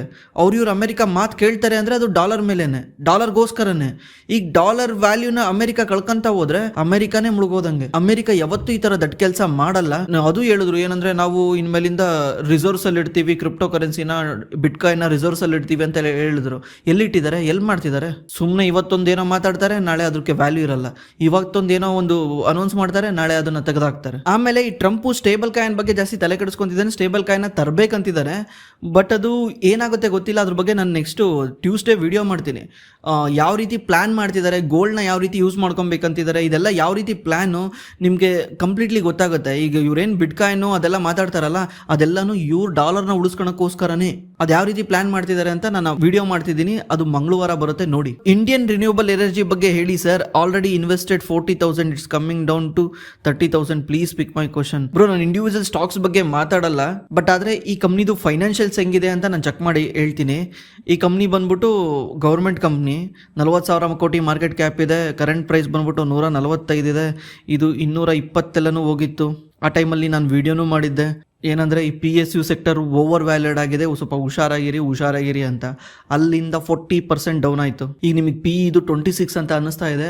ನಾವು ಯಾವಾಗಲೂ ಈ ಕಂಪ್ನಿಗಳಲ್ಲಿ PE ನೋಡಬಾರ್ದು, ಯಾಕಂದರೆ ಇದು ಫೈನಾನ್ಸ್ ಕಂಪ್ನಿ. ಇದೇನು ಮಾಡುತ್ತೆ, ರಿನ್ಯೂವಬಲ್ ಎನರ್ಜಿ ಸೆಕ್ಟರ್ ಕಂಪ್ನಿಗಳಿಗೆ ಲೋನ್ ಕೊಡುತ್ತೆ. ಲೋನ್ ಕೊಡೋದ್ರಿಂದ ಇದೊಂದು NBFC ಕಂಪ್ನಿ. NBFCನ ನಾವು ಪ್ರೈಸ್ ಟು ಬುಕ್ ಇಂದಾನೆ ಕನ್ಸಿಡರ್ ಮಾಡಬೇಕು. ಈ ಕಂಪ್ನಿದು ಪ್ರೈಸ್ ಟು ಬುಕ್ ಬಂದ್ಬಿಟ್ಟು 3.81 ಇದೆ. ಅಂದರೆ still very very very costly, ತುಂಬಾ ಕಾಸ್ಟ್ಲಿ ಇದೆ as per the price to book. ಆಮೇಲೆ ಇಯರ್ ಆನ್ ಇಯರ್ ಪರ್ಫಾರ್ಮೆನ್ಸ್ ನೋಡೋಕೆ ಹೋದ್ರೆ ಸೇಲ್ಸ್ ಲಾಸ್ಟ್ ಇಯರ್ ಜೂನ್ಗಿನ್ನ ಈ ಇಯರ್ ಜೂನ್ ಇನ್ಕ್ರೀಸ್ ಆಗಿದೆ, ಆದರೆ ಪ್ರಾಫಿಟ್ ತುಂಬ ಡೌನ್ ಆಗಿದೆ. ಯಾಕಂದರೆ ಫೈನಾನ್ಷಿಯಲ್ ಮಾರ್ಜಿನ್ ಕಡಿಮೆ ಆಗಿದೆ. ಮೇ ಬಿ ಏನಾಗಿರ್ಬೋದು ಅಂದರೆ ಫೈನಾನ್ಷಿಯಲ್ ಮಾರ್ಜಿನ್ ಯಾವಾಗ ಕಡಿಮೆ ಆಗುತ್ತೆ ಅಂದರೆ NPA ಜಾಸ್ತಿ ಆದಾಗ ಕಡಿಮೆ ಆಗುತ್ತೆ. ಲಾಸ್ಟ್ ಇಯರ್ ಪ್ರಾಫಿಟ್ ನೋಡಿ, ಲಾಸ್ಟ್ ಇಯರ್ ಪ್ರಾಫಿಟ್ ಅಂದರೆ ಜೂನ್ 2024 384 ಕೋಟಿ ಇದ್ದಿದ್ದು, ಈ ವರ್ಷ ಜೂನ್ 2025 ಅದು 247 ಕೋಟಿ ಆಗಿದೆ. ಅಂದರೆ ಸುಮಾರು 35% ಪ್ರಾಫಿಟ್ ಡೌನ್ ಆಗಿದೆ. ಇನ್ನೂ ಸ್ವಲ್ಪ ಹಂಗೆ ಕೆಳಗಡೆ ಬಂದರೆ ನಿಮಗೆ ಇಲ್ಲಿ ಪ್ರಮೋಟರ್ದು ರಿಪೋರ್ಟ್ ಸಿಗುತ್ತೆ, ಯಾರ್ಯಾರಿದ್ದಾರೆ ಪ್ರಮೋಟರು ಅಂತ. ಪ್ರಮೋಟರ್ ಯಾರಂದ್ರೆ ಪ್ರೆಸಿಡೆಂಟ್ ಆಫ್ ಇಂಡಿಯಾ. ನೀವು ನೋಡಿ ಇಲ್ಲಿ FIS DIS ಈ ಕಂಪ್ನಿನ ಟಚ್ಚು ಮಾಡಿಲ್ಲ. 40,000 ಕೋಟಿ ಕಂಪ್ನಿ ಇದು, ಯಾವುದು ಸ್ಮಾಲ್ ಕ್ಯಾಪ್ ಅಲ್ಲ. FIS DIS ಸ್ಮಾಲ್ ಕ್ಯಾಪ್ಗಳಲ್ಲಿ ಎಂಟ್ರಿ ಆಗೋದು ಕಷ್ಟ, ಅದಕ್ಕೆ ಅವ್ರು ಎಂಟ್ರಿ ಆಗಲ್ಲ. 2,000 ಕೋಟಿ, 3,000 ಕೋಟಿ, 5,000 ಕೋಟಿ, 10,000 ಕೋಟಿ ಕಂಪ್ನಿಗಳಲ್ಲಿ ಇದು 40,000 ಕೋಟಿ ಕಂಪ್ನಿ. ಸ್ಟಿಲ್ ಇವ್ರು ಯಾಕೆ ಎಂಟ್ರಿ ಆಗಿಲ್ಲ? ನೀವೇ ಬುದ್ಧಿವಂತರ? ಅವ್ರಿಗಿನ್ನ ಜಾಸ್ತಿ ನೀವೇ ಬುದ್ಧಿವಂತರ? ಒಬ್ಬ ರಿಟೇಲ್ ಇನ್ವೆಸ್ಟರ್ ಅವ್ರಿಗಿನ್ನ ಬುದ್ಧಿವಂತನಾ? ನೀವೇ ಯೋಚನೆ ಮಾಡಿ, ನೀವೇ ಸ್ವಲ್ಪ ಲಾಜಿಕಾಗಿ ಯೋಚನೆ ಮಾಡಿ. DIS ಅಲ್ಲಿ LICನ ತೋರಿಸ್ತಾ ಇದೆ. LIC ಇನ್ನೇನು, LIC ಗೌರ್ಮೆಂಟೇ ಅಲ್ವಾ? LIC ಗೌರ್ಮೆಂಟ್ ಹೇಳಿದ್ರೆ LIC ಎಲ್ಲಿ ದುಡ್ಡು ಹಾಕ್ಬೇಕಂದ್ರೆ ಗೌರ್ಮೆಂಟ್ ಹೇಳ್ದಂಗೆ ದುಡ್ಡು ಹಾಕುತ್ತೆ. ನಮ್ಗೆ LIC ಲೆಕ್ಕನೇ ಇಲ್ಲ. LIC ದುಡ್ಡು ಎಲ್ಲಿ ದುಡ್ಡು ಹಾಕ್ತಾನೆ, ಎಲ್ಲಿ ದುಡ್ಡು ತೆಗಿತಾನೆ ಅನ್ನೋದು ಮ್ಯಾಟ್ರೇ ಆಗಲ್ಲ, ಯಾಕಂದ್ರೆ ಅದು ಇನ್ಫ್ಲೂಯೆನ್ಸ್ ಬೈ ಗೌರ್ಮೆಂಟ್. ಈಗ ನೀವೇ ಹೇಳಿ ಈ ಕಂಪ್ನಿನ ಬೈ ಮಾಡ್ಬೋದು, ಸೆಲ್ ಮಾಡ್ಬೋದು ಅಂತ ನೀವೇ ಡಿಸೈಡ್ ಮಾಡಿ. ನಾನು ಜಸ್ಟ್ ಡೇಟಾ ಹೇಳಿದ್ದೀನಿ, ನೀವು ಸ್ವಲ್ಪ ಕೂತು ರಿಸರ್ಚ್ ಮಾಡಿ ಇನ್ವೆಸ್ಟ್ ಮಾಡಿ. ಆಮೇಲೆ ಡೌನ್ ಆದಮೇಲೆ ಅಯ್ಯಪ್ಪ ಡೌನ್ ಆಯಿತು ಅಂತ ಎದುರ್ಕೊಳ್ಳೋದಲ್ಲ. ನೀವೇನು ಮಾಡಿದ್ದೀರಾ, ನೀವೇನು ತಪ್ಪು ಮಾಡಿದ್ದೀರಾ, ನೀವು ಯೋಚನೆ ಮಾಡಿ. ಬ್ರೋ, ನೀವು ಹೇಳ್ತಾ ಇದ್ದೀರಾ ಕಂಪ್ನಿ ಪ್ರಾಫಿಟ್ ಮಾಡಿದ್ರೆ ಮೇಲ್ ಹೋಗುತ್ತೆ ಅಂತ, ಬಟ್ ಆಲ್ರೆಡಿ ಓವರ್ ಪ್ರೈಸ್ಡ್ ಆಗಿದ್ರೆ ಎಷ್ಟೇ ಪ್ರಾಫಿಟ್ ಮಾಡಿದ್ರು ಕೂಡ ಯಾರು ಇಂಟ್ರೆಸ್ಟ್ ತೋರಿಸಲ್ಲ, ಡಿಮ್ಯಾಂಡ್ ಕ್ರಿಯೇಟ್ ಆಗಲ್ಲ. ಹಾಗಿದ್ರೆ ಹೇಗೆ ಮೇಲ್ ಹೋಗುತ್ತೆ? ಇಟ್ಸ್ ಆಲ್ ಅಬೌಟ್ ಡಿಮ್ಯಾಂಡಿಂಗ್ ಅಂತ ಹೇಳಿದ್ರಲ್ವಾ ಮೊದಲು. ಪ್ರಾಫಿಟ್ ಇನ್ಕ್ರೀಸ್ ಆದ್ರೂ ಡಿಮ್ಯಾಂಡ್ ಕ್ರಿಯೇಟ್ ಆಗಲ್ಲ, ಆದರೆ ಹೇಗೆ ಮೇಲ್ ಹೋಗುತ್ತೆ? 100% ಕರೆಕ್ಟು ಬ್ರೋ. ಈಗೇನಾದರೂ PE ಜಾಸ್ತಿ ಆದರೆ, ಅಂದರೆ ಈ ಕಂಪ್ನಿ ರಿಯಲ್ ವ್ಯಾಲ್ಯೂ ಬಂದ್ಬಿಟ್ಟು 10,000 ಕೋಟಿ ಇದೆ, ಬಟ್ ನಾವು ಜನಗಳು ಹುಚ್ಚೆದ್ಬಿಟ್ಟು ಇದಕ್ಕೆ 50,000 ಕೋಟಿ, 1,00,000 ಕೋಟಿ ಕೊಟ್ಟರೆ ಈ ಕಂಪ್ನಿದು ರಿಯಲ್ ವ್ಯಾಲ್ಯೂ ಎಲ್ಲಿವರೆಗೂ 50,000 ಕೋಟಿಗೆ ಬರಲ್ಲ ಅಲ್ಲಿವರೆಗೂ ಆ ಕಂಪ್ನಿ ಮೂವ್ ಆಗಲ್ಲ, ಯಾಕಂದರೆ ಹೊಸ ಇನ್ವೆಸ್ಟರ್ಸ್ ಬರಲ್ಲ. ನೀವು ಹೇಳ್ತಿರೋದು ಕರೆಕ್ಟೇ, ಬಟ್ ನಾನು ಹೇಳ್ತಿರೋದು 10 ವರ್ಷ ಮಾರ್ಕೆಟ್ ಮೇಲೆ ಹೋಗ್ದಲೇ ಇದ್ರೆ ಹೆಂಗೆ? ನಿಫ್ಟಿ, ಇಂಡಿವಿಜುವಲ್ ಸ್ಟಾಕ್ಸ್ ಅಲ್ಲ. ಇಂಡಿವಿಜುವಲ್ ಸ್ಟಾಕ್ಸ್ ಆ ಥರ ಬೇಬಿ ಆಗ್ಬೋದು. ನಾನು ಹೇಳ್ತಿರೋದು ಎಂಟೈರ್ ಮಾರ್ಕೆಟ್ ಹೆಂಗೆ ಆಗೋ ಥರ ಆಗಕ್ಕೆ ಚಾನ್ಸ್ ಇದೆ. ಈಗ ನಿಫ್ಟಿ ಏನಾದರೂ ಓವರ್ ವ್ಯಾಲಿಡ್ ಇದೆಯಾ? ನಿಫ್ಟಿ ಇವಾಗ 21 ಟೈಮ್ಸಲ್ಲಿ ಇದೆ, ಆಲ್ಮೋಸ್ಟ್ 21 ಟೈಮ್ಸಲ್ಲಿ ಟ್ರೇಡ್ ಆಗ್ತಾ ಇದೆ. ಇದು ಹಿಸ್ಟೋರಿಕಲಿ ಇಷ್ಟೇ ಯಾವಾಗಲೂ ನಿಫ್ಟಿ ಟ್ರೇಡ್ ಆಗ್ತಾ ಇದ್ದಿದ್ದು. ಕಳೆದ 20 ವರ್ಷದಿಂದನೂ ನಿಫ್ಟಿ ಇದೇ PE ಟ್ರೇಡ್ ಆಗ್ತಾ ಇತ್ತು, ಇವಾಗಲೂ ಅಷ್ಟೇ ಇದೆ. ಹಂಗಿದ್ಮೇಲೆ ಮಾರ್ಕೆಟ್ ಎಲ್ಲೂ ಓವರ್ ವ್ಯಾಲಿಡ್ ಆಗಿದೆ. ಓವರ್ ವ್ಯಾಲಿಡ್ ಆಗಿದ್ರೆ ಆ ಟೈಮಲ್ಲಿ ಎಕ್ಸಿಟ್ ಆಗಬೇಕು. ಆ ಟೈಮಲ್ಲಿ ಹೋಗಿ ಎಂಟ್ರಿ ಆದರೆ ನಿಮ್ಮ ದುಡ್ಡು ರಿಕವರ್ ಮಾಡ್ಕೊಳ್ಳೋದು ಕಷ್ಟ ಆಗುತ್ತೆ. ಬಟ್ ಇದು ಓವರ್ ವ್ಯಾಲಿಡ್ ಅಲ್ಲ ಮಾರ್ಕೆಟ್. ಇವಾಗ 10 ವರ್ಷ ಹೋಗ್ದಲೇ ಇದ್ರೆ ಹೆಂಗೆ ಅಂತ ಅವ್ರು ಕ್ವಶನ್ ಕೇಳಿದ್ದು. ಈಗ ಆ ಥರ ಚಾನ್ಸ್ ಇಲ್ಲ ಹೋಗ್ದಲೇ ಇರೋಕ್ಕೆ. ನೀವು ತಿಳ್ಕೊಂಡಿರೋದು ಕರೆಕ್ಟ್ ಇದೆ. ಏನಾದರೂ ಮಾರ್ಕೆಟ್ ಓವರ್ ವ್ಯಾಲಿಡ್ ಅಥವಾ ಸ್ಟಾಕ್ ಓವರ್ ವ್ಯಾಲಿಡ್ ಆದರೆ ಅದು ಆ ರಿಯಲ್ ವ್ಯಾಲ್ಯೂ ಬರೋವರೆಗೂ ಅದು ಮೂವ್ ಆಗಲ್ಲ, ಮೇಲೋಗಲ್ಲ, ಏನೇ ಪ್ರಾಫಿಟ್ ಮಾಡಿದ್ರು ಕೂಡ. ಬಸ್ ಅಮರ್ ರಾಜ ಸ್ಟಾಕು 10 ಇಯರ್ ಇಂದ ಏನು ಪ್ರೈಸ್ ಇತ್ತೋ 2025 ಅದೇ ಪ್ರೈಸ್ ಇದೆ. ಈ ಥರ ಆದರೆ ಯಾವ ನಂಬಿಕೆ ಮೇಲೆ ಲಾಂಗ್ ಟರ್ಮ್ ಇನ್ವೆಸ್ಟ್ ಮಾಡೋದು? ಅದೇ ದುಡ್ಡು ಬೇರೆ ಕಡೆ ಇನ್ವೆಸ್ಟ್ ಮಾಡಿದರೆ ಅಟ್ಲೀಸ್ಟ್ ಡಬಲ್ ಆದರೂ ಆಗುತ್ತೋ. ಕರೆಕ್ಟ್ ಬ್ರೋ, ನೀವು ಹೇಳ್ತಿರೋದು. ನೀವು ಹಂಗೆ ಮಾಡಿ, ತಗೊಂಡೋಗಿ ಅದನ್ನು FD ಇಡಿ. ಟಾಟಾ ಸ್ಟೀಲಲ್ಲಿ ಹಾಕಿದ್ರು ಕೂಡ, ಟಾಟಾ ಸ್ಟೀಲಲ್ಲಿ ಇನ್ವೆಸ್ಟ್ ಮಾಡಿದ್ರು ಕೂಡ ಲಾಸ್ಟ್ 10 ಇಯರ್ಸಲ್ಲಿ 0 ರಿಟರ್ನ್ ಸಿಕ್ಕಿದೆ. ಅದೇ ಬೇರೆ ಎಕ್ಸಾಂಪಲ್ ಕೊಡ್ಲಾ, ವಾರ್ ರಿನ್ಯೂಬಲ್ ಎನರ್ಜಿ 200 ಪಟ್ಟಾಗಿದೆ. ನಾನು ಮೊನ್ನೆ ಒಂದು ಎಕ್ಸಾಂಪಲ್ ತಗೊಂಡಿದ್ದೆ, ಸಫಾರಿ ಇಂಡಸ್ಟ್ರಿ 400 ಪಟ್ಟಾಗಿದೆ. Bajaj finance, HDFC bank last 4 ವರ್ಷದಿಂದ ಹೋಗ್ಲಿಲ್ಲದ್ರು ಕೂಡ ಎಷ್ಟು ಸ್ಟಾಕ್ಗಳು ಎಕ್ಸಾಂಪಲ್ ಕೂಡ ಹೇಳಿ. ದೀಪಕ್ ನೈಟ್ರೇಟ್ ಎಷ್ಟು ಸ್ಟಾಕ್ ಇದಾವೆ, ಯಾವ್ದೋ ಒಂದು ಸ್ಟಾಕ್ ತಗೊಂಡ್ಬಿಟ್ಟು ಇದನ್ನೇ ಹೇಳಿದ್ರೆ ಹೆಂಗೆ? ಇದು ಸರಿ ಅನ್ಸುತ್ತಾ ನಿಮ್ಗೆ? ಕಂಪ್ಯಾರಬಿಲಿಟಿ ಸರಿ ಅನ್ಸುತ್ತಾ? ನಾವು ಇನ್ವೆಸ್ಟ್ ಮಾಡಿದ್ರೆ ಒಂದು ಕಂಪ್ನಿನಲ್ಲಿ ಇನ್ವೆಸ್ಟ್ ಮಾಡ್ತೀವಾ, ಒಂದು ಸ್ಟಾಕ್ ಅಲ್ಲಿ ಇನ್ವೆಸ್ಟ್ ಮಾಡ್ತೀವಾ? ಆಮೇಲೆ ಅಮರ್ ರಾಜಾ ಬ್ಯಾಟ್ರಿ ಏನ್ ಹೇಳಿ, ಬ್ಯಾಟ್ರಿ ಕಂಪ್ನಿ. ಆ ಬ್ಯಾಟ್ರಿ ಎಲ್ಲಿ ಯೂಸ್ ಆಗುತ್ತೆ? ಕಾರ್ ಅಲ್ಲಿ ಯೂಸ್ ಆಗುತ್ತೆ. ಕಾರ್ ಯಾಂತ ಕಾರಲ್ಲಿ ಯೂಸ್ ಆಗುತ್ತೆ? ಐಸ್ ಇಂಜಿನ್ ಇರೋ ಕಾರ್ಗಳಲ್ಲಿ ಯೂಸ್ ಆಗುತ್ತೆ. ಅಂದ್ರೆ ಪೆಟ್ರೋಲ್ ಡೀಸೆಲ್ ಯೂಸ್ ಆಗೋ ಕಾರ್ಗಳು. ಪೆಟ್ರೋಲ್ ಡೀಸೆಲ್ ಕಾರ್ಗಳದ್ದು ದಿವಸದಿಂದ ದಿವಸಕ್ಕೆ ಸೇಲ್ಸ್ ಇನ್ಕ್ರೀಸ್ ಆಗ್ತಿದೆಯಾ, ಕಡಿಮೆ ಆಗ್ತಿದೆಯಾ? ನೀವೇ ಯೋಚನೆ ಮಾಡಿ. 15 ವರ್ಷದಿಂದ ಎಷ್ಟು ಸೇಲ್ ಆಗ್ತಿತ್ತು, ಇವಾಗ ಅಷ್ಟೇ ಸೇಲ್ ಆಗ್ತಿದೆ. ನೆಕ್ಸ್ಟ್ ಬೂಮ್ ಇರೋದು ಯಾವುದು? ಎಲೆಕ್ಟ್ರಿಕ್ ವೆಹಿಕಲ್ ಅಲ್ಲಿ ಅಮರ್ ರಾಜಾ ಬ್ಯಾಟ್ರಿ ಯೂಸ್ ಮಾಡುವಂತ ಬ್ಯಾಟ್ರಿ ಯೂಸ್ ಆಗುತ್ತಾ? ಅಮರ್ ರಾಜಾ ಬ್ಯಾಟ್ರಿ ಯಾವ ಬ್ಯಾಟ್ರಿ ಯೂಸ್ ಮಾಡ್ತಾನೆ? ಆಸಿಡ್ ಲೆಡ್ ಬ್ಯಾಟ್ರಿ ಯೂಸ್ ಮಾಡ್ತಾನೆ. ಎಲೆಕ್ಟ್ರಿಕ್ ಕಾರ್ಗಳಲ್ಲಿ ಯಾವ ಬ್ಯಾಟ್ರಿ ಯೂಸ್ ಆಗುತ್ತೆ? ಲಿಥಿಯಂ ಅಯನ್ ಬ್ಯಾಟ್ರಿ ಯೂಸ್ ಆಗುತ್ತೆ. ಲಿಥಿಯಂ ಅಯನ್ ಬ್ಯಾಟ್ರಿ ನಮ್ಮ ಇಂಡಿಯಾದಲ್ಲಿ ಯಾರು ಮ್ಯಾನುಫ್ಯಾಕ್ಚರಿಂಗೇ ಮಾಡಲ್ಲ. ನಾವೆಲ್ಲ ಚೈನಾದಿಂದ ಇಂಪೋರ್ಟ್ ಮಾಡ್ಕೊತೀವಿ. ಜಗತ್ತೇ ಚೈನಾದಿಂದ ಇಂಪೋರ್ಟ್ ಮಾಡ್ಕೊಳುತ್ತೆ. ಹಿಂಗಿರ್ಬೇಕಾದ್ರೆ ಈ ಕಂಪ್ನಿ ಹೆಂಗ್ ಮೇಲೆ ಹೋಗುತ್ತೆ? ಇದು ಫಂಡಮೆಂಟಲ್ ಅನಾಲಿಸಿಸ್, ಬಿಸ್ನೆಸ್ ಅನಾಲಿಸಿಸ್. ನೀವೇ ಯೋಚನೆ ಮಾಡಿ. ನೀವಿಂಥ ಕಂಪ್ನಿನ ಇಟ್ಕೊಂಡು ಕುಂತಿರೋದು ನಿಮ್ಮ ತಪ್ಪು. ಹೌದು, ಆ ಟೈಮಲ್ಲಿ ಅನ್ಸಿರುತ್ತೆ ನಿಮಗೆ ಮೇ ಬಿ ಬೂಮ್ ಆಗುತ್ತೆ, ಇದಾಗುತ್ತೆ ಅಂತ. ಮಧ್ಯದಲ್ಲಿ ಏನಾದರೂ ನಿಮಗೆ ಇದು ವರ್ಕ್ ಆಗಲಿಲ್ಲ, ಮೇಲೆ ಹೋಗ್ತಾ ಇಲ್ಲ ಅಂದರೆ ಒಡೆದು ಶಿಫ್ಟ್ ಮಾಡಬೇಕು. ಶಿಫ್ಟ್ ಮಾಡಿ ಚೇಂಜ್ ಮಾಡಬೇಕು ಅದನ್ನು. ನಿಫ್ಟಿ ಅದೇ ರೀತಿ ತಾನೇ ಮಾಡೋದು. ನಿಫ್ಟಿ ಆಟೋಮೆಟಿಕ್ಲಿ ಮಾಡುತ್ತೆ ಅದನ್ನು. ಎಸ್ ಬ್ಯಾಂಕು ಇತ್ತು ನಿಫ್ಟಿನಲ್ಲಿ, ಐಡಿಯಾನೂ ಇತ್ತು ನಿಫ್ಟಿನಲ್ಲಿ. ಇವತ್ತಿದಾವ? ಯಾವುದೇ ಕಂಪ್ನಿ ಚೆನ್ನಾಗಿ ಪರ್ಫಾರ್ಮ್ ಮಾಡಲ್ಲ, ನಿಫ್ಟಿ ಕಿತ್ತು ಬಿಸಾಕುತ್ತೆ, ಹೊಸ ಕಂಪ್ನಿನ ಕರ್ಕೊಳುತ್ತೆ. ನಿಫ್ಟಿನೇ ಮಾಡಬೇಕಾದ್ರೆ ನಾವು ಮಾಡೋಕ್ಕೇನಂತೆ? ನಿಫ್ಟಿ ನೋಡಿದ್ದೀರಾ 2014-15 ಎಷ್ಟಿತ್ತು? 6,000 ಇತ್ತು. ಇವಾಗ ಎಷ್ಟಿದೆ? 24,000 ಇದೆ. 3 ಪಟ್ಟಾಗಿದೆಯಲ್ಲ ಸರ್. ನೀವು ಅಮರ್ ರಾಜಾ ಬ್ಯಾಟ್ರಿ ಕಂಪೇರ್ ಮಾಡ್ತಿದ್ದೀರಲ್ಲ ಸರ್, ನಾನು ನಿಫ್ಟಿ ಹೇಳ್ತಿದ್ದೀನಿ ಸರ್. ನಿಫ್ಟಿನೇ 3 ಪಟ್ಟಾಗಿದೆಯಲ್ಲ ಸರ್. ಹಾಯ್ ಸರ್, ಸ್ಕ್ರೀನರ್ ಅಲ್ಲಿ ಸುಜ್ಲಾನ್ ಎನರ್ಜಿ ಚೆಕ್ ಮಾಡುವಾಗ last year profit before tax 459 crore ಇದೆ. ಆದ್ರೆ ಪ್ರಾಫಿಟ್ ಆಫ್ಟರ್ ಟ್ಯಾಕ್ಸ್ 324 ಕೋಟಿ ಇದೆ. ಹಾಗಿದ್ರೆ ಕಂಪನಿ 29% ಟ್ಯಾಕ್ಸ್ ಪೇ ಮಾಡಿದೆ. ಬಟ್ ಪ್ರೀವಿಯಸ್ ಮಂತ್ ನೆಗೆಟಿವ್ ಅಂದ್ರೆ 0 ಟ್ಯಾಕ್ಸ್ ಪೇಮೆಂಟ್ ಮಾಡಿದ್ದಾರೆ. ನನಗೆ ಪ್ರಾಫಿಟ್ ಆಫ್ಟರ್ ಟ್ಯಾಕ್ಸ್ ಹೇಗೆ ಕ್ಯಾಲ್ಕುಲೇಷನ್ ಆಗುತ್ತೆ ಅನ್ನೋದನ್ನ ಹೇಳಿ. This is 4th time question bro, please pick my question. ಇದರ ಬಗ್ಗೆ ಗೊತ್ತಾಗ್ತಾ ಇಲ್ಲ, ನಾನೇ ಚೆಕ್ ಮಾಡ್ತೀನಿ ಬ್ರೋ ನಿಮಿಷ. ಸುಜ್ಲಾನ್ ಎನರ್ಜಿ ಲಾಸ್ಟ್ ಕ್ವಾರ್ಟರ್ ಅಲ್ಲಿ ನೆಟ್ ಪ್ರಾಫಿಟ್ ಬಂದ್ಬಿಟ್ಟು 1,181 ಕೋಟಿ ಇದೆ. ಪ್ರಾಫಿಟ್ ಬಿಫೋರ್ ಟ್ಯಾಕ್ಸ್ ಬಂದ್ಬಿಟ್ಟು 551 ಕೋಟಿ ಇದೆ. ಅದ್ರ ಹಿಂದ್ಗಡೆ ಕ್ವಾರ್ಟರ್ ಎಲ್ಲಾನು 0 ಟ್ಯಾಕ್ಸ್ ಪೇಮೆಂಟ್ ಮಾಡ್ಕೊಂಡ್ ಬಂದಿದ್ದಾರೆ. ಯಾಕೆ ಅಂದ್ರೆ ನೀವು ಸ್ವಲ್ಪ ಕೆಳಗಡೆ ಬಂದ್ರೆ ಇಯರ್ ಆನ್ ಇಯರ್ ಇದೆ, 2014 ಇದೆ. ಅಲ್ಲಿಂದ ನೀವು ನೋಡ್ಕೊಂಡ್ ಬನ್ನಿ, ಸುಜ್ಲಾನ್ ಎನರ್ಜಿ ಕಂಟಿನ್ಯೂಸ್ಲಿ ಲಾಸ್ ಮಾಡ್ಕೊಂಡ್ ಬಂದಿತ್ತು. 2022 ಬರೋವರೆಗೂ continuously Suzlon energy loss making company ಆಗಿತ್ತು. ಅವಾಗ ಏನಾಗುತ್ತೆ ಅಂದ್ರೆ, ನೀವು ಟ್ರೇಡಿಂಗ್ ಅಲ್ಲಿ ಏನಾದ್ರು ಲಾಸ್ ಮಾಡಿದ್ರೆ ಅಥವಾ ಸ್ಟಾಕ್ ಮಾರ್ಕೆಟ್ ಅಲ್ಲಿ ಏನಾದ್ರು ಲಾಸ್ ಮಾಡಿದ್ರೆ, ನೀವು ಈ ಲಾಸ್ ನ ನೆಕ್ಸ್ಟ್ 8 ಇಯರ್ಸ್ ವರ್ಗು ಕ್ಯಾರಿ ಫಾರ್ವರ್ಡ್ ಮಾಡ್ಕೊಂಡು ಹೋಗ್ಬೋದು. ಅಂದ್ರೆ ಈ ವರ್ಷ ನೀವು 10 ಲಕ್ಷ ಹಾಕಿದೀರಾ, 10 ಲಕ್ಷ ಹಾಕಿ ಅದು 9 ಲಕ್ಷಕ್ಕೆ ಬಂದಿದೆ. ನೀವೇನಕ್ಕೋ ಬೇಕಂತ ವಿಡ್ರಾ ಮಾಡಿದ್ರೆ ಲಾಸ್ ಅಲ್ವಾ? 1 ಲಕ್ಷ ಲಾಸ್ ಆಯ್ತಾ? ಈಗ ಲಾಸ್ ಆಗಿರೋದಕ್ಕೆ ಇದನ್ನ ನೀವೇನ್ ಮಾಡ್ಬೋದು, 8 ವರ್ಷದವರೆಗೂ ಕಂಟಿನ್ಯೂ ಮಾಡ್ಕೊಂಡು ಹೋಗ್ಬೋದು. ಮುಂದಿನ ವರ್ಷ ನೀವೇನಾದ್ರು 10 ಲಕ್ಷ ಹಾಕಿ 50,000 ಲಾಭ ಆದ್ರೆ ಈಗ ನೀವು ಯಾವುದೇ ರೀತಿ ಟ್ಯಾಕ್ಸ್ ಕಟ್ಟಂಗಿಲ್ಲ. ಯಾಕಂದ್ರೆ ಲಾಸ್ಟ್ ಇಯರ್ದು 1 ಲಕ್ಷ ಲಾಸ್ ಇದೆಯಲ್ಲ, ಅದ್ರ ಜೊತೆ ಈ 50,000 ಅಡ್ಜಸ್ಟ್ ಆಗುತ್ತೆ. ಈ ವರ್ಷ ನೀವೇನು ಟ್ಯಾಕ್ಸ್ ಕಟ್ಟಂಗಿಲ್ಲ. ಅದ್ರ ಮುಂದಿನ ವರ್ಷನೂ 50,000 ಲಾಭ ಮಾಡಿದ್ರೆ ಅದ್ರ ಮುಂದಿನ ವರ್ಷನೂ ಟ್ಯಾಕ್ಸ್ ಕಟ್ಟಂಗಿಲ್ಲ. ಅಕಸ್ಮಾತ್ ಅದ್ರ ಮುಂದಿನ ವರ್ಷ ಲಾಭ ಮಾಡಲಿಲ್ಲ, ನೀವು ಇನ್ನೊಂದು ಅದ್ರ ಮುಂದಿನ ವರ್ಷ ಮಾಡಿದ್ರೆ ಅವಾಗ ಟ್ಯಾಕ್ಸ್ ಕಟ್ಟಬೇಕು. ಈ ಥರ 8 ವರ್ಷದವರೆಗೂ ನಾವು ಕ್ಯಾರಿ ಫಾರ್ವರ್ಡ್ ಮಾಡ್ಕೊಂಡು ಹೋಗ್ಬೋದು ಲಾಸ್ನ. ಯಾಕಂದರೆ ಬಿಸ್ನೆಸ್ಸಲ್ಲೇ ಹೆಂಗೆ ಬಿಸ್ನೆಸ್ಸಲ್ಲಿ ಟ್ಯಾಕ್ಸ್ ಲಾ ಈ ಥರ ಹೇಳುತ್ತೆ. ಇದು ಆ ರೀಸನಿಂದನೇ ಈ ಸುಜ್ಲಾನ್ ಎನರ್ಜಿ ಹಿಂದ್ಗಡೆಯಿಂದನೂ ಲಾಸ್ ಮಾಡ್ಕೊಂಬಂದಿದೆಯಲ್ಲ, ಅದನ್ನು ಕ್ಯಾರಿ ಫಾರ್ವರ್ಡ್ ಮಾಡ್ಕೊಂಡು ಬಂದಿರುತ್ತೆ. ಇವಾಗ ಮಾಡೋ ಲಾಭನ ಅದಕ್ಕೆ ಅಡ್ಜಸ್ಟ್ ಮಾಡ್ತಾ ಬರುತ್ತೆ. ಮೇ ಬಿ ಈ ಕ್ವಾರ್ಟ್ರಲ್ಲಿ ಅದು 29% ಟ್ಯಾಕ್ಸ್ ಪೇ ಮಾಡಿದೆ. ಮೇ ಬಿ ಇಲ್ಲಿಗೆ ತುಂಬಿರ್ಬೋದು, ಇಲ್ಲಿಗೆ ಮುಗ್ದಿರ್ಬೋದು. ಅದು ಲಾಸ್ಟ್ ಕ್ವಾರ್ಟರ್ ಏನಾಗಿದೆ ಅಂದರೆ ಇವ್ರಿಗೆ ಯಾವುದೋ ರೀಫಂಡ್ ಬರೋದಿರುತ್ತೆ. ಟ್ಯಾಕ್ಸ್ ಅಡ್ಜಸ್ಟ್ಮೆಂಟಲ್ಲಿ ಇವ್ರಿಗೆ ಯಾವುದೋ ದುಡ್ಡು ಬರೋದಿರುತ್ತೆ. ಅದು ಇನ್ಕಮ್ ಟ್ಯಾಕ್ಸ್ ಇವ್ರಿಗೆ ದುಡ್ಡು ಕೊಟ್ಟಿರುತ್ತೆ. ಅದನ್ನ ಇವರು ಇಲ್ಲಿ ತೋರಿಸಿದ್ದಾರೆ. ಅದನ್ನ ಮಾರ್ಚಲ್ಲೇ ಯಾಕೆ ತೋರಿಸಿದ್ದಾರೆ ಅಂದರೆ ಕ್ವಾರ್ಟರ್ ಆನ್ ಕ್ವಾರ್ಟರ್ ಅದು ಅಡ್ಜಸ್ಟ್ಮೆಂಟ್ ಬರಲ್ಲ, ಇಯರ್ಲಿ ಒಂದ್ಸಲ ಅಡ್ಜಸ್ಟ್ಮೆಂಟ್ ಆಗುತ್ತೆ. ಮಾರ್ಚ್ ಆಗಿರೋದ್ರಿಂದ ಅದು ಕ್ಯಾಲ್ಕುಲೇಟ್ ಮಾಡಿ ಆ ಥರ ತೋರಿಸಿದ್ದಾರೆ. YOY ಅಂದರೆ ಏನು, ಆನ್ಯುವಲ್ ರಿಪೋರ್ಟಲ್ಲಿ ಏನಿರುತ್ತೆ, ಕಾನ್ ಕಾಲಲ್ಲಿ ಏನಿರುತ್ತೆ, ಕ್ವಾರ್ಟರ್ಲಿ ರಿಸಲ್ಟಲ್ಲಿ ಏನಿರುತ್ತೆ, ಪ್ಲೀಸ್ ಎಕ್ಸ್ಪ್ಲೇನ್ ಮಾಡಿ. ಸ್ಕ್ರೀನರಲ್ಲಿ ಟಾಪ್ನಲ್ಲಿ ಶೋ ಆಗೋ ರೇಷ್ಯೂ ಕ್ವಾರ್ಟರ್ಲಿ ಚೇಂಜ್ ಆಗುತ್ತೋ ಆರ್ ಇಯರ್ಲಿ ಚೇಂಜ್ ಆಗುತ್ತೋ, ಪ್ಲೀಸ್ ಎಕ್ಸ್ಪ್ಲೈನ್ ಮೀ. YOY ಅಂದರೆ ಇಯರ್ ಆನ್ ಇಯರ್ ಅಂತ ಬರೋ, ಇದನ್ನ ಬರ್ಕೊಂಬಿಡಿ. YOY ಅಂದರೆ ಇಯರ್ ಆನ್ ಇಯರ್, QOQ ಅಂದರೆ ಕ್ವಾರ್ಟರ್ ಆನ್ ಕ್ವಾರ್ಟರ್. ಕ್ವಾರ್ಟರ್ ಅಂದರೆ ಕಾಲು ಭಾಗ ಅಂತ ಅರ್ಥ. ಒಂದು ವರ್ಷದಲ್ಲಿ 4 ಕ್ವಾರ್ಟರ್ ಬರ್ತವೆ. ಯಾಕಂದ್ರೆ 12 ತಿಂಗಳನ್ನ ನೀವು ಡಿವೈಡ್ ಮಾಡಿದ್ರೆ 4 ಸಲ 3 ತಿಂಗಳಿಗೆ ಒಂದ್ಸಲ ಒಂದೊಂದು ಕ್ವಾರ್ಟರ್ ಬರುತ್ತೆ. As per the SEBI rules ಕಂಪನಿಗಳು ಎವ್ರಿ 3 ತಿಂಗಳಿಗೆ ಒಂದ್ಸಲ ಅವ್ರು ಏನೇನು ಪರ್ಫಾರ್ಮ್ ಮಾಡಿದ್ದಾರೆ, ಏನೇನು ಕಿತ್ತು ದಬಾಕಿದ್ದಾರೆ ಅದನ್ನ ತಗೊಂಬಂದು ತೋರಿಸ್ಬೇಕಾಗತ್ತೆ. ಅವ್ರ ಇನ್ವೆಸ್ಟರ್ಸ್ಗೆ, ದುಡ್ಡು ಹಾಕಿರೋರಿಗೆ ಬಂದು ಹೇಳ್ಬೇಕಾಗತ್ತೆ. ಅದನ್ನೇ ಕ್ವಾರ್ಟರ್ ಆನ್ ಕ್ವಾರ್ಟರ್ ಅಂತ ಹೇಳ್ತಾರೆ. ನಾವು ಇಷ್ಟು ಲಾಭ ಮಾಡಿದ್ವಿ, ಇಷ್ಟು ಇದು ಮಾಡಿದ್ವಿ ಅಂತ ಬಂದು ಹೇಳ್ತಾರೆ. ಓಕೆ, ನೀವೀಗ ಆನ್ಯುವಲ್ ರಿಪೋರ್ಟು ಮತ್ತೆ ಕಾಲ್ ಬಗ್ಗೆ ಕೇಳಿದ್ದೀರಾ. ಆ್ಯನ್ಯುವಲ್ ರಿಪೋರ್ಟ್ ಅಂದರೆ ಕಂಪನಿಯ ಜಾತಕ. ಕಂಪ್ನಿ ಏನು ಮಾಡುತ್ತೆ, ವರ್ಷ ಇಡೀ ಏನೇನು ಮಾಡಿದೆ ಅಂತ ಆ್ಯನ್ಯುವಲ್ ರಿಪೋರ್ಟಲ್ಲಿ ತೋರಿಸುತ್ತೆ. ಇದರಲ್ಲಿ ಏನಿರುತ್ತೆ, ಕಂಪ್ನಿ ಬ್ಯಾಲೆನ್ಸ್ ಶೀಟ್ ಇರುತ್ತೆ, ಕಂಪ್ನಿ ಫೈನಾನ್ಷಿಯಲ್ಸ್ ಇರುತ್ತೆ, ಫ್ಯೂಚರ್ ಪ್ರೊಜೆಕ್ಷನ್ ಇರುತ್ತೆ, ಮತ್ತು ಮ್ಯಾನೇಜ್ಮೆಂಟು ಏನು ಹೇಳ್ತಾ ಇದೆ ಅಂತ ಇರುತ್ತೆ. ಕಂಪ್ಲೀಟ್ಲಿ ನೀವು ಆ ಕಂಪ್ನಿದು ಡೀಟೇಲ್ ಇರುತ್ತೆ. ಆ ಕಂಪ್ನಿ ಯಾರಿಗಾನ ಸಾಲ ಕೊಟ್ಟಿದ್ರು ಅದು ಕೂಡ ಇರುತ್ತೆ, ಯಾರ ಹತ್ರ ಸಾಲ ಇಸ್ಕೊಂಡಿದ್ರೆ ಅದ್ರೂ ಕೂಡ ಇರುತ್ತೆ. ಆ್ಯನ್ಯುವಲ್ ರಿಪೋರ್ಟಲ್ಲಿ ಎಲ್ಲ ಇರುತ್ತೆ. ಅದು ವರ್ಷಕ್ಕೊಂದ್ಸಲ ಬರುತ್ತೆ. ಕಾಲ್ ಅಂದರೆ ಕಾನ್ಫರೆನ್ಸ್ ಕಾಲ್ ಅಂತ. ಕಾಲ್ ಫುಲ್ ಫಾರ್ಮ್ ಕಾನ್ಫರೆನ್ಸ್ ಕಾಲ್ ಅಂತ. ಕಾಲ್ ಯಾಕೆ ಕಂಪ್ನಿ ಮಾಡುತ್ತೆ ಅಂದರೆ, ಈಗ ಇದೇ ಕ್ವಾರ್ಟರ್ ಅನ್ಕೊಳ್ಳಿ, ಮಾರ್ಚ್ ಕ್ವಾರ್ಟರ್ಲಿ ನಾನು ಈ ತರ ಪರ್ಫಾರ್ಮ್ ಮಾಡಿದ್ದೀನಿ ಅಂತ ಬಂದು ರಿಸಲ್ಟ್ ಕೊಟ್ಟಿದೆ, ತೋರಿಸಿದೆ, ಅವ್ರ ವೆಬ್ಸೈಟಲ್ಲಿ ಅಪ್ಲೋಡ್ ಮಾಡಿದೆ. ಈಗ ನನಗೆ ಭಾಳ ಕ್ವಶನ್ ಇರುತ್ತಲ್ಲ, ಯಾಕೆ ಇಷ್ಟು ಕಮ್ಮಿ ಆಯಿತು, ಯಾಕೆ ಇಷ್ಟು ಜಾಸ್ತಿ, ದುಡ್ಡು ಹಾಕಿರೋ ನಾನಲ್ಲ, ಇನ್ವೆಸ್ಟರ್ ಅಲ್ಲ, ನಾನು ಕೇಳಬೇಕಲ್ಲ ಕಂಪ್ನಿ ನಡೆಸೋನಿಗೆ. ಈಗ ನೀವು ನಿಮ್ದೊಂದು ಜಮೀನಿದೆ, ಜಮೀನಲ್ಲಿ ಯಾರನ್ನೋ ಆ ಜಮೀನು ನೋಡ್ಕೊಳಕ್ಕೆ ಬಿಟ್ಟಿದ್ದೀರಾ, ಒಂದು ಫ್ಯಾಮಿಲಿನ. ಆ ಫ್ಯಾಮಿಲಿ ಕೇಳ್ತೀರಾ ಇಲ್ವಾ ನೀವು, ಯಾಕೆ ತೆಂಗಿನಕಾಯಿ ಇಷ್ಟು ಕಮ್ಮಿ ಆಯಿತು, ಯಾಕೆ ಇದು ಜಾಸ್ತಿ ಆಯಿತು, ಈ ಸಲ ಯಾಕೆ ಇಳುವರಿ ಕಮ್ಮಿ ಆಯಿತು ಅಂತ ಕೇಳ್ತೀರಾ ಇಲ್ವಾ, ಅಲ್ಲೇನೇನಾದರೂ ಕೇಳ್ತೀರಾ ಇಲ್ವಾ. ಅದೇ ರೀತಿ ನಾವು ಆ ಮ್ಯಾನೇಜ್ಮೆಂಟಿಗೆ ನಾವು ಸಂಬಳ ಕೊಡ್ತೀವಿ, ಅದು ನಿಮಗೆ ಸಿಗುತ್ತೆ.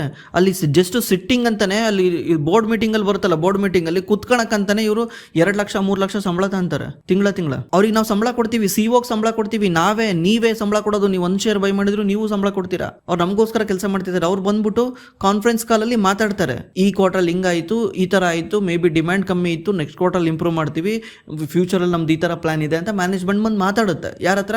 ಇನ್ವೆಸ್ಟರ್ಸ್ ಹತ್ರ. ಇನ್ವೆಸ್ಟರ್ಸ್ ಅವರು ಅದರಲ್ಲೂ ಅನಲಿಸ್ಟ್ಗಳು ಇರ್ತಾರೆ, ಅನಲಿಸ್ಟ್ಗಳ ಹತ್ರ ಮಾತಾಡುತ್ತೆ. ನಾವು ಅದನ್ನು ಕೇಳಿಸ್ಕೊಂಡ್ರೆ ಅಥವಾ ನೋಡಿದ್ರೆ ನಮಗೇನು ಸಿಗುತ್ತೆ ಅಂದರೆ, ಇವು ಮ್ಯಾನೇಜ್ಮೆಂಟ್ ಏನು ಹೇಳ್ತಾ ಇದೆ, ಇವ್ರ ಫ್ಯೂಚರ್ ಫೋಕಸ್ ಏನಿದೆ ಎಲ್ಲನೂ ಗೊತ್ತಾಗುತ್ತೆ. ಯಾಕಂದರೆ ಒಂದು ಕಂಪ್ನಿ ಬೆಳಿಬೇಕು, ಮುಳುಗಬೇಕು ಅಂದರೆ ಅದಕ್ಕೆ ಮ್ಯಾನೇಜ್ಮೆಂಟೇ ಕಾರಣ. ನೀವು ಹೊಲ ನೋಡ್ಕೊಳಕ್ಕೆ ಬಿಟ್ಟಿದ್ದೀರಲ್ಲ, ಅವ್ರು ಏನಾದರೂ ಮನ್ಸು ಮಾಡಿದ್ರೆ ಆ ಹೊಲನ ನಿರ್ನಾಮ ಮಾಡ್ಬೋದಾ, ಅಥವಾ ಹೊಲನ ಇನ್ನೂ ಚೆನ್ನಾಗಿ ಮಾಡ್ಕೊಂಡು ಹೋಗ್ಬೋದಾ? ಹಾಗಿದ್ರೆ ಇನ್ವೆಸ್ಟ್ ಮಾಡಿರೋ ನೀವು ಮುಖ್ಯನಾ, ಅವ್ನು ಮುಖ್ಯನಾ? ಅವರೇ ಮುಖ್ಯ. ಅದಕ್ಕೇನೆ ನಾವು ಅದನ್ನು ಓದಿದ್ರೆ ನಮಗೆ ಕ್ಲೀನಾಗಿ ಗೊತ್ತಾಗುತ್ತೆ. Sir, Elitecon international every day lower circuit ಮಾಡ್ತಿದೆ ಸರ್. ನನ್ನ ಡೌಟ್ ಏನು ಅಂದರೆ, 1 ಡೇನಲ್ಲಿ ಟ್ರೆಂಡ್ ರಿವರ್ಸ್ ಹೇಗೆ ಆಗುತ್ತೆ? Please explain me reason behind lower circuit and upper circuit. Bro, lower circuit ಹೆಂಗಾಗುತ್ತೆ ಅಂದರೆ, ಸೆಬಿ ರೂಲ್ಸ್ ಮಾಡಿರುತ್ತೆ. ಸೆಬಿ ಅಥವಾ ಸೆಬಿ ಎಕ್ಸ್ಚೇಂಜ್ಗಳಿರುತ್ತೆ, ಎಕ್ಸ್ಚೇಂಜ್ ಅದನ್ನು ರೂಲ್ಸ್ ಮಾಡುತ್ತೆ. ಏನಂದರೆ, ಒಂದು ಸ್ಟಾಕು, ಯಾವ ಸ್ಟಾಕ್ ಎಫ್&ಓದಲ್ಲಿ ಇಲ್ಲ, ಆ ಸ್ಟಾಕು 20%ಗಿನ್ನ ಕಮ್ಮಿ ಒಂದು ದಿವಸದಲ್ಲಿ ಬೀಳೋಕ್ಕಾಗಲ್ಲ. ಒಂದು ಸಲ ಅದೇನಾದರೂ 20% ಬಿದ್ದರೆ ಅದಕ್ಕಿಂತ ಜಾಸ್ತಿ ಆ ಡೇನಲ್ಲಿ ಕೆಳಗೆ ಬರೋಕ್ಕಾಗಲ್ಲ. ನೆಕ್ಸ್ಟ್ ಡೇನೂ ಅದು 20% ಏನಾದರೂ ಬಿದ್ದರೆ 3ನೇ ದಿವಸಕ್ಕೆ ಆ ಲೋವರ್ ಸರ್ಕ್ಯೂಟ್ನ ಕಮ್ಮಿ ಮಾಡಿ 10% ಮಾಡ್ತಾರೆ. 10% ಬೀಳ್ಬೋದು ಅಂತ. 10% ಬಿದ್ದರೂ 2 ದಿವಸ ಮತ್ತೆ ನೋಡ್ಬಿಟ್ಟು ಅದನ್ನು 5% ಮಾಡ್ತಾರೆ. 5% ಬಿದ್ದರೆ 5% ಲಾಕ್ ಆಗಿಬಿಡುತ್ತೆ. ಎವ್ರಿ ಡೇ ಈ ಕಂಪ್ನಿ 5% ಮಾತ್ರ ಬೀಳ್ಬೋದು ಅಂತ. ಅದೇ ರೀತಿ ಮೇಲೆ ಹೋಗ್ಬೇಕಾದ್ರೂ ಅಷ್ಟೇ, ಮೇಲೋದ್ರೆ ಆವತ್ತಿನ ದಿವಸ ಆ ಕಂಪ್ನಿ 20% ಮಾತ್ರ ಮೇಲೆ ಹೋಗೋಕ್ಕಾಗುತ್ತೆ. ಕಂಟಿನ್ಯೂಸ್ಲಿ ಹೋಗ್ತಿದೆ ಅಂದರೆ ಆ ಮೇಲೆ ಹೋಗೋ ಪರ್ಸೆಂಟ್ನ ಕಮ್ಮಿ ಮಾಡ್ತಾರೆ. ಯಾಕಂದರೆ ಮ್ಯಾನಿಪ್ಯುಲೇಟ್ ಮಾಡ್ತಾರೆ ಅಂತ ಈ ಥರ ಮಾಡಿರ್ತಾರೆ. ಇದು ಒಂದೊಂದು ದಿವಸಕ್ಕೆ ಹೆಂಗೆ ಟ್ರೆಂಡ್ ಚೇಂಜ್ ಆಗುತ್ತೆ ಅಂದರೆ, ಮೂಡ್ ಚೇಂಜ್ ಆಗಲ್ವಾ? ಈಗ ನಿಮಗೆ ಸಡನ್ಲಿ ಆವತ್ತಿನ ದಿವಸ ಆ ಕಂಪ್ನಿ ಬಗ್ಗೆ ಬ್ಯಾಡ್ ನ್ಯೂಸ್ ಬಂತು, ಈ ಕಂಪ್ನಿ ಹಿಂಗೆ, ಆ ಕಂಪ್ನಿ ಹಿಂಗೆ, ಈ ಕಂಪ್ನಿ ಹಿಂಗೆ ಅಂತ ಸಡನ್ಲಿ ಬ್ಯಾಡ್ ನ್ಯೂಸ್ ಬಂತು. ಅವಾಗ ಬರೋರೆಲ್ಲನೂ ಎದುರ್ಕೊಂಡು ಆ ಕಂಪ್ನಿ ಶೇರ್ಸ್ನ ಸೆಲ್ ಮಾಡಿದ್ರು. ಅಯ್ಯಪ್ಪ ನಂಗೆ ಬೇಡ ಯೋಚನೆ ಮಾಡಲ್ಲ, ಸೆಲ್ ಮಾಡಿಬಿಟ್ರು. ಬಟ್ ನೈಟ್ ಕೂತ್ಕೊಂಡು ಯೋಚನೆ ಮಾಡಿದ್ರು, ನಾಳೆ ಕೂತ್ಕೊಂಡು ಯೋಚನೆ ಮಾಡಿದ್ರು, ಇಲ್ಲ ಹಿಂಗಾದ್ರೆ ಹಂಗಾಗುತ್ತೆ, ಇದೇನು ಅಷ್ಟು ದೊಡ್ಡ ಎಫೆಕ್ಟ್ ಮಾಡಲ್ಲ, ರೆವಿನ್ಯೂ ಇಂಪ್ರೂವ್ ಆಗುತ್ತೆ, ಹಿಂಗೆ ಅಂತ ಯೋಚನೆ ಮಾಡಿ ಬೆಳಿಗ್ಗೆ ಆ ಸೆಲ್ಲಿಂಗ್ನ ಕಮ್ಮಿ ಮಾಡಿದ್ರು, ಅಥವಾ ಇನ್ನೂ ಸ್ವಲ್ಪ ಬೈ ಮಾಡಿದ್ರು, 1-2-3% ಮೇಲೋಯ್ತು. ಇದೇ ರೀತಿ ರಿವರ್ಸಲ್ಲಾಗುತ್ತೆ ಟ್ರೆಂಡ್. ಇದು ರಿವೆಲ್. ಅದು ಬಿಟ್ಟು ಆಪರೇಟ್ರು ಮ್ಯಾನಿಪ್ಯುಲೇಟ್ ಮಾಡ್ತಾರೆ ಸಣ್ಣ ಕಂಪ್ನಿಗಳಲ್ಲಿ. ಇವತ್ತಿನ ದಿವಸ 20% ಬೀಳ್ಸೋದು, ಅವಾಗ ನೀನು ಎದುರ್ಕೊಂಡು ಅದ್ರ ಜೊತೆ ನಾಳೆನೂ ಸೆಲ್ ಮಾಡ್ತೀಯ. ಅದನ್ನು ಇವತ್ತು 20% ಬಿದ್ದಿದೆ ಅಂದರೆ ನೀನೇನು ಮಾಡ್ತೀಯ, ನಾಳೆನೂ ನೀನು ಬರೋ ಶೇರ್ನೆಲ್ಲ ಸೆಲ್ ಮಾಡ್ಬಿಡ್ತೀಯ. ಅಪ್ಪ ನನಗೆ ಎದುರಿಕೆ ಆಗ್ತೈತೆ ಅಂತ ಸೆಲ್ ಮಾಡ್ತೀಯ. ಮತ್ತು ಇನ್ನೊಂದು ದಿವಸ ಹೋಗ್ಬಿಟ್ಟು ನೀನು ಆಲ್ರೆಡಿ ಇನ್ನೂ ಕೆಳಗೆ ಬಂದಿರುತ್ತಲ್ಲ, ನನ್ನ ಹತ್ರ 100 ರೂಪಾಯಿ ಶೇರ್ ಬೈ ಮಾಡಿದ್ದೆ, ಅದನ್ನು ಸೆಲ್ ಮಾಡಿಬಿಟ್ಟೆ. ಸೆಲ್ ಮಾಡಿ ನಾನು 80 ರೂಪಾಯಿಗೆ ತಗೊಂಬಂದೆ. ಮತ್ತೆ ನೀನು ಎದುರ್ಕೊಂಡು ನೀನು ಸೆಲ್ ಮಾಡಿಬಿಟ್ಟೆ, ಅದನ್ನು ವಾಪಸ್ 60 ರೂಪಾಯಿಗೆ ಬಂತು. ಈಗ ನಾನು 60 ರೂಪಾಯಿಗೆ ಬೈ ಮಾಡ್ತೀನಿ. ಅದು ನಿಜವಾದ ಬೈಯಿಂಗ್ ಪ್ರೈಸ್ ಎಷ್ಟಾಯಿತು? 20 ರೂಪಾಯಿ ಕಮ್ಮಿಗೆ ಸಿಕ್ತು ನನಗೆ. ನನ್ನ ಹತ್ರ ಮುಂಚೆ ಎಷ್ಟು ಶೇರ್ ಇತ್ತು, ಇವಾಗ ಅಷ್ಟೇ ಇದೆ, 20 ರೂಪಾಯಿ ಕಮ್ಮಿಗಿದೆ. ಇವಾಗ ಮೇಲೋದ್ಮೇಲೆ ನಾನು ಸೆಲ್ ಮಾಡ್ತೀನಿ. ಈ ಥರ ನಾಟಕ ಮಾಡ್ತಾರೆ. ಅದಕ್ಕೆ ಯಾವುದೇ ಒಂದು ಕಂಪ್ನಿ ಬಗ್ಗೆ ತಿಳ್ಕೊಂಡು ಇನ್ವೆಸ್ಟ್ ಮಾಡಬೇಕು, ಇಲ್ಲಾಂದರೆ ಮಾಡೋಕ್ಕೆ ಹೋಗ್ಬಾರ್ದು, ಹುಷಾರಾಗಿರಬೇಕು. ನೀವೇನಾದರೂ ಮಾಡೋಕೆ ಹೋಗ್ತೀರಾ ಅಂದರೆ ದಯವಿಟ್ಟು ಮಾಡಬೇಡಿ. ಮ್ಯೂಚುವಲ್ ಫಂಡಲ್ಲಿ ಇನ್ವೆಸ್ಟ್ ಮಾಡಿ, over A period of time ತಿಳ್ಕೊಂಡು ಆಮೇಲೆ ಡೈರೆಕ್ಟ್ ಸ್ಟಾಕಲ್ಲಿ ಎಂಟ್ರಿ ಆಗಿ. ಡೈರೆಕ್ಟ್ ಸ್ಟಾಕ್ ಅಷ್ಟು ಈಸಿ ಅಲ್ಲ. ಇದ್ರ ಬಗ್ಗೆ ನಿಮ್ಗೆ ಏನಾದರೂ ಹೆಲ್ಪ್ ಬೇಕಿದ್ರೆ, ಯಾವ ರೀತಿ ಇನ್ವೆಸ್ಟ್ ಮಾಡಬೇಕು ಏನು ಅಂತ ನಿಮ್ಗೆ ಏನಾದರೂ ಹೆಲ್ಪ್ ಬೇಕಿದ್ರೆ, ನಮ್ಮ ಡಿಸ್ಕ್ರಿಪ್ಷನಲ್ಲಿ ಗೂಗಲ್ ಫಾರ್ಮ್ ಇದೆ. ಗೂಗಲ್ ಫಾರ್ಮಲ್ಲಿ ನಿಮ್ಮ ಡೀಟೇಲ್ನ ಎಂಟ್ರಿ ಮಾಡಿದ್ರೆ ನಮ್ಮ ಟೀಮ್ ಕಡೆಯಿಂದ ನಿಮಗೆ ಕಾಲ್ ಮಾಡಿ ಹೆಲ್ಪ್ ಮಾಡ್ತಾರೆ. Bro, age 27, 50 lakh amount, where to invest, MF or PMS ಹೇಳಿ. ಕೆಲವೊಂದು PMS ನಿಫ್ಟಿನೂ ಬೀಟ್ ಮಾಡಿಲ್ಲ, ಫೀ ಸ್ಟ್ರಕ್ಚರ್ ಎಷ್ಟಿರುತ್ತೆ ಹೇಳಿ. 4th ಟೈಮ್ ಆಸ್ಕಿಂಗ್ ಬ್ರೋ, ಹೇಳಿ how to choose best PMS or MF. Bro, ನನಗಂತೂ ನಂಬಿಕೆ ಇಲ್ಲ PMS ನಿಫ್ಟಿನೂ ಬೀಟ್ ಮಾಡಿಲ್ಲ ಅನ್ನೋಕ್ಕೆ. ಮೇ ಬಿ ಯಾವುದೋ 1-2 ಫಂಡ್ ಆ ಥರ ಇರ್ಬೋದು, PMS ಯಾವಾಗ್ಲೂ ಲಾಂಗ್ ಟರ್ಮಲ್ಲಿ ನಿಫ್ಟಿ ಎಲ್ಲ ನೀವು ಯಾವ್ದಾದ್ರು ಇಂಡೆಕ್ಸ್ ನೋಡ್ತೀರಾ ಅವನ್ನೆಲ್ಲನೂ ಬೀಟ್ ಮಾಡ್ತಾರೆ. ಯಾಕಂದರೆ ಅದೊಂಥರ ಪ್ರೈವೇಟ್ ಟ್ಯಾಕ್ಸಿ ಇದ್ದಂಗೆ. ಅದು ಫಂಡ್ ಮ್ಯಾನೇಜರ್ ಆ ಥರ ಮ್ಯಾನೇಜ್ ಮಾಡ್ತಾನೆ.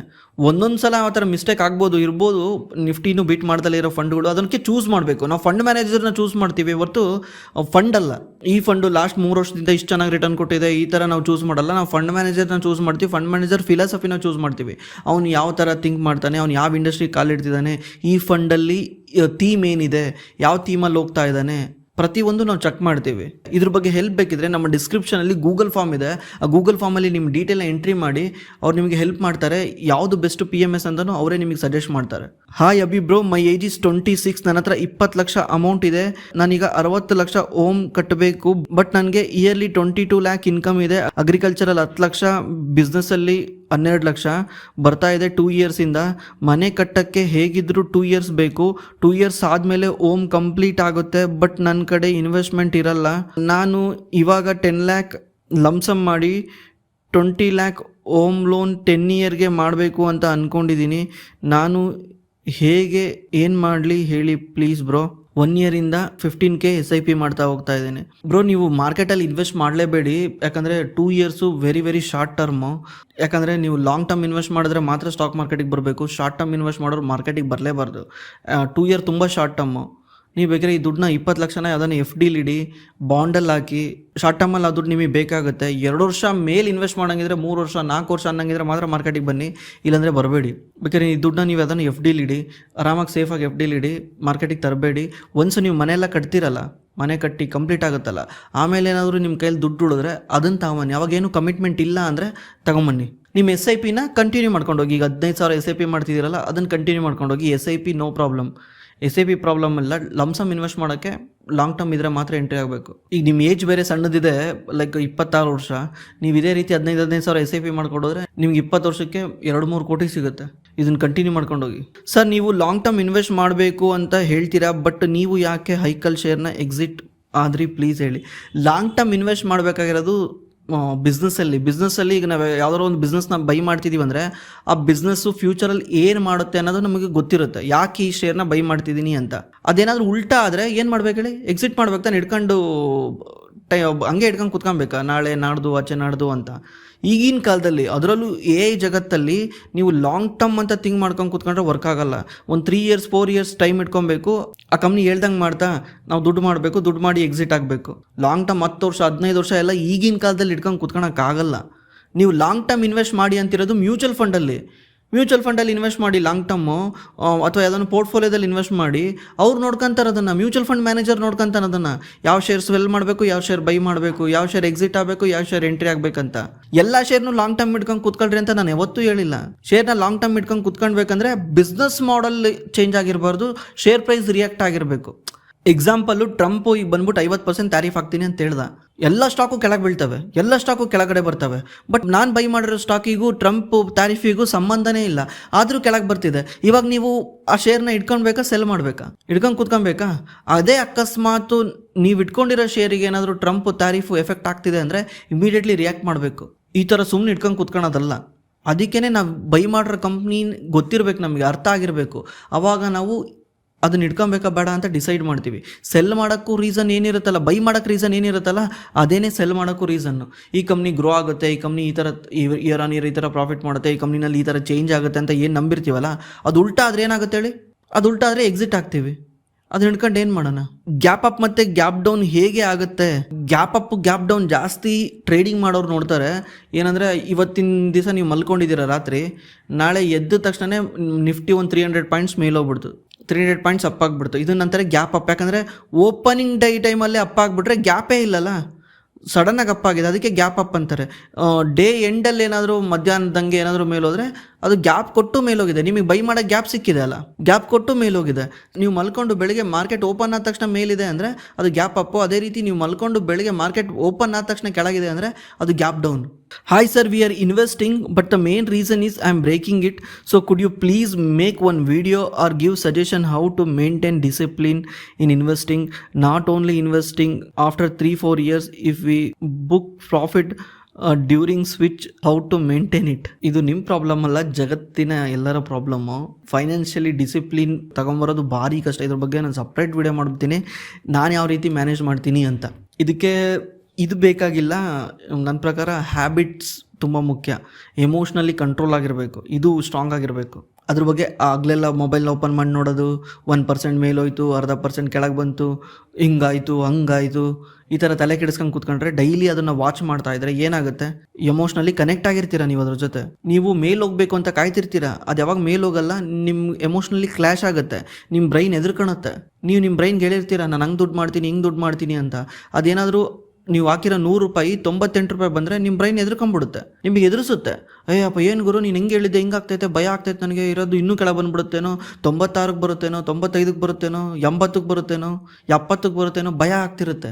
ಈ ಭಯ ಏನು ಮಾಡುತ್ತೆ, ನಿಮ್ಮ ಡಿಸಿಷನ್, ನೀವೇನು ಲಾಂಗ್ ಟರ್ಮ್ ಇನ್ವೆಸ್ಟ್ ಮಾಡ್ಬೇಕಂತಿದ್ದೀರಲ್ಲ ಆ ಡಿಸಿಷನ್ನ ಉಲ್ಟಾ ಸೀದಾ ಮಾಡಿಬಿಡುತ್ತೆ. ಅವಾಗ ಏನಾಗುತ್ತೆ, ನೀವು ವೆಲ್ತ್ ಕ್ರಿಯೇಷನ್ ಮಾಡೋಕ್ಕಾಗಲ್ಲ, ಅಂದರೆ ರಿಯಲ್ ದುಡ್ಡನ್ನ ಲೈಫಲ್ಲಿ ನೋಡೋಕ್ಕಾಗಲ್ಲ.